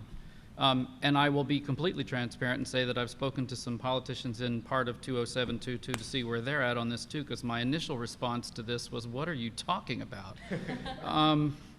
The first question is the main thrust of this to push for the 5 to 11-year-old age group? No, she was planning on doing this before they got approved. Well, she says including booster vaccinations for the children above the age of 5 years of age, Right. and that's the newest group of people who are now allowed to be vaccinated. So that was one question. The second question I had is, why is this local? Aren't the county efforts sufficient? And if it is local, why this particular coalition of towns? Why we're usually a part of the port towns, so now we're in a new coalition of towns. So what's the reasoning for that? Well, let me answer. So this is the method, not necessarily the incentive part, but this is a method this county has been using all over the county, is using local locations. As you know, I really had been trying to become a local location here. You know, I sent them a video of the building and everything. I mean, I don't know why I didn't get a lot of traction on it. I think our parking was a concern, because when they do these things, the county spreads them wide, and then people come in from a lot of different locations. But they do these pop-ups everywhere. The 47th District was a pop-up when they had their picnic over in Brentwood earlier this month. So almost every, when they did the giveaway drive for the backpacks earlier this summer down at the Port Towns Health and Wellness Center, they were doing shots. So they do it like this everywhere, but where they can find a big event, they will do a big fat one. Like I think Bladensburg did a big fat one at Bladensburg High School or whatever. So this is the county's philosophy in getting the vaccinations out. You'll notice if you're reading it, that's who's doing this, Prince George's County Emergency Management. But we're paying for it. So we're paying for the incentive for. They're people paying to for the come. shots. Well, the federal government's paying for the shots. But, right. I don't know, they may be paying for some of the workers there, but I doubt it. I'm sure everything, my thoughts was this: if it's gonna cover all of Prince George's County, then should Prince George's County put $5,000 into? Well, my next question is box lunch to only the vaccine recipient. That's the wording. So that feels weird. On the day of the box lunches, each vaccine recipient will receive a box lunch. So if they come as a family group, one person's going to get a lunch? That feels weird. And I said, why do lunches and not gift cards at both events? If you're going to do a cash incentive, keep it consistent. That was my next question. My fourth question is, it says no less than 5,000. What are the other towns putting in? This is the memorandum of understanding that came for all of us. Right, it says no less than 5,000. So are other towns in 20722 putting in more? I didn't hear anybody's putting in more. I just think that they don't want us to go less. Okay. Because that implies that someone might put in more. I think what it's implying is that you can put in more if you want to. You sign this memorandum of understanding and then go put in $7,000 instead. Mm-hmm. So we don't know, but we think everybody's doing an equal amount? I know 5,000 is the minimum. Okay. So if we're going to ask for a proportion of cards back at the end of this, then each town would get the proportion that would be Exactly. matching the amount that they had given, not an equal amount to each town. If one town gives more money, then one town would get more cards back. I have the same question as Councilmember Harding. Who is Seafood Boss? What is the relationship, if any, to the towns or town officials? What does help offset mean? Help offset the cost of Seafood Boss? And what amount are we paying Seafood Boss? So it looks like $10,000 would go to Seafood Boss. So if Seafood Boss doesn't, it wouldn't be the same as gift cards, so Seafood Boss is not going to refund us if they don't give out a certain number of lunches. They're going to charge the amount they're charging, correct? If you're only getting it if you get a vaccine, and they're only saying 200 gift cards, right? Well, we get a number of gift cards. That adds up to $10,000, but all Right. we know about Seafood Boss is that we're... But if you're only giving a lunch to those 200 people, then those lunches are $50 a piece. That's a really good lunch. So the lunch is for the first, the lunch is for the November 20th event. Right. It's not for the December 11th event. Right, but Mayor, as you pointed out, that comes out to $10,000 that's appropriated for Boss. So is Boss going to refund what they don't, I mean, that's not how food is made. Food is not budgeted like gift cards, so he's going to get $10,000 no matter how many people show up. Who is Boss? I mean, but I kind of feel like that. If we're, okay, just thinking about all this logically, it's worth it. If we're anticipating 200 people on the second day who are incentivized to get $50, then we should not anticipate more than, we should not anticipate more than 50 people to come and get a lunch, right? It's $50. If I saw $50 on the 11th, I'm coming on the 11th. I'm not coming on the 20th of November because I know on the 11th I'm getting $50. On the 11th, on the 20th, I'm only getting a lunch. So that means that we're saying that's at least $50 per lunch if less than 200 people are there. It seems There has to be inflated. some rationale around this food money. It seems inflated. It's- It seems it inflated, seems and unless overly- someone is really starving, I'm not $50 per coming to your person. event for Seafood Boss. I'm gonna come for the gift card. Gift card. That's groceries. So I'm wondering if they would be willing to eliminate Seafood Boss and just do 2 events with gift cards. The other thing is, who is Seafood Boss? Because They're I don't, located in DC. I just looked them up, so why would we be supporting a business that is not even Maryland business? he has a Facebook page too, but you can't find, it's hard to find his name.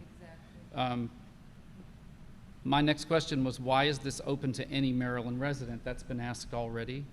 If the funds are from our local ARPA disbursement, why is this open to any Maryland resident? And as I say that, I realize that sounds a little ungenerous, but if it's open to any Maryland resident, then the county and state should be participating in the cost of this, other than the shots. And what happens to the cards that are not dispersed? So if those cards come back to us, what are we going to do with them? Because now we're stuck with a big pile of Walmart cards. Oh, we'll have ways to find people who I know need we the have cards. ways, but what are those ways? You know. Yeah, we could give them, the police do Santa, what is it called? Santa with a cop? Santa with a badge. We do that every year and go take the kids out shopping and everything. So we'll have opportunities. Does no one else feel like gift cards is like slapping Band-Aids on a wound? I feel like we just throw it at the wall. Like, yeah, we got gift cards for everyone. Yeah. It's not it's a quick fix solution to a lot, but it's not creative. It's not. But it gives, it gives people funds to do something that they might not otherwise have. At the end of the day, and it gives them the freedom to buy what they want has To the store that we give the gift cards. It's not that much freedom. I mean, one thing for sure, I am definitely not a fan of giving out Walmart cards. I mean, Walmart has gained so much from this pandemic. When they closed out all the other stores where you can buy clothes, appliances, whatever, everybody else was closed, but no, Sam's and Walmart was open and getting everybody's money. And we're now buying gift cards from them. But I don't want to get on that particular bandwagon. They're not particularly Visa nice to their charges too employees. much for you to get a Visa card. But you go to Walmart and get cards for free. But you got to pay for them when you go to, you get a Visa or American Express card. Anyway, the cards are not, what was it? I was writing down your questions. The cards are not. I don't think I'd get vaccinated for $50, even though I am vaccinated, but $50 is not an incentive for me, or a box lunch. No. Well, I just got my update on Saturday morning, and I had 2 of the hardest days that I've had in years. The first 2 shots, I almost felt nothing, and this weekend, on Sunday in the afternoon, I kind of wanted to die for about 3 hours. So it was not worth $50. I was going to say, do you think you would have felt better if you got $50? No, it's just I worth your spent $50 on Advil, for God's sake. You can buy it at Walmart. There's, in general, on this matter, there are basically 4 types of people on this matter. There's those who are just getting the shots because they feel like it's the right thing to do, and it's for their health and the health of others. There's others that are getting it because they're limited in what they can participate in and where they can go, and so they're getting it because they want to be able to be wherever it was they want to be. A third one is people who need a little bit of money, and if this is what's going to, it's like giving blood. You don't go out and give blood because you want to let go of some of your blood. You go out and give blood because you need a little bit of money. Well, some people give blood for the purpose of just saying, I'm trying to help other people, but a lot do it for the money. So that little bit of money can be an incentive for them. Then you have the people who are never, ever going to get the shot. I don't care if they're anti-vaxxer or they're health freak. It's a zero for them, and there's no incentives that are going to take them there, and there's no chance of getting them. So there is a small group of people that is going to be helpful for me. Some of the things that the governor has done has proved successful in some of the incentives they've provided. I think, didn't they do some college tuition stuff or things like that? Over the summer, yes, I believe Prince George's County, actually, yeah. Yes, but at the same time, it's what we're building inside of mentality of people. If we want people to do the right thing and we have to incentivize them to do the right thing, then we'll have to incentivize them every time to do the right thing. So the whole idea of, because it is a philosophy on incentivizing people, the whole idea in incentivizing someone is that you give them something to do it up front, and once they have the experience of doing it, they find it's the right thing to have done, and then they'll do it again in the future. Now that may not necessarily apply directly to getting a shot in the arm, but it generally does apply to participation in like events and things like that, So we early on, because it worked really well for us in the participation of our Halloween and Christmas type stuff. When we said, oh, we're going to have a box, what do you call it, a door box where people can get a gift or whatever, then they come, because they want to be in the door box and get the gift, whatever. Then after that, we didn't have to do it anymore because they just love coming. So that's the idea. I don't know. I mean, in the same aspect, I'm looking at this at homelessness, and I wouldn't want to put $50 gift card incentive for a person to come sign up for services. I would let them know that this is something that would help you. It'll benefit your life. I love you. What if we did a raffle for a $10,000 card that could change a life, and then the people would come and participate for the chance of winning the $10,000, but then one person's life would be significantly changed.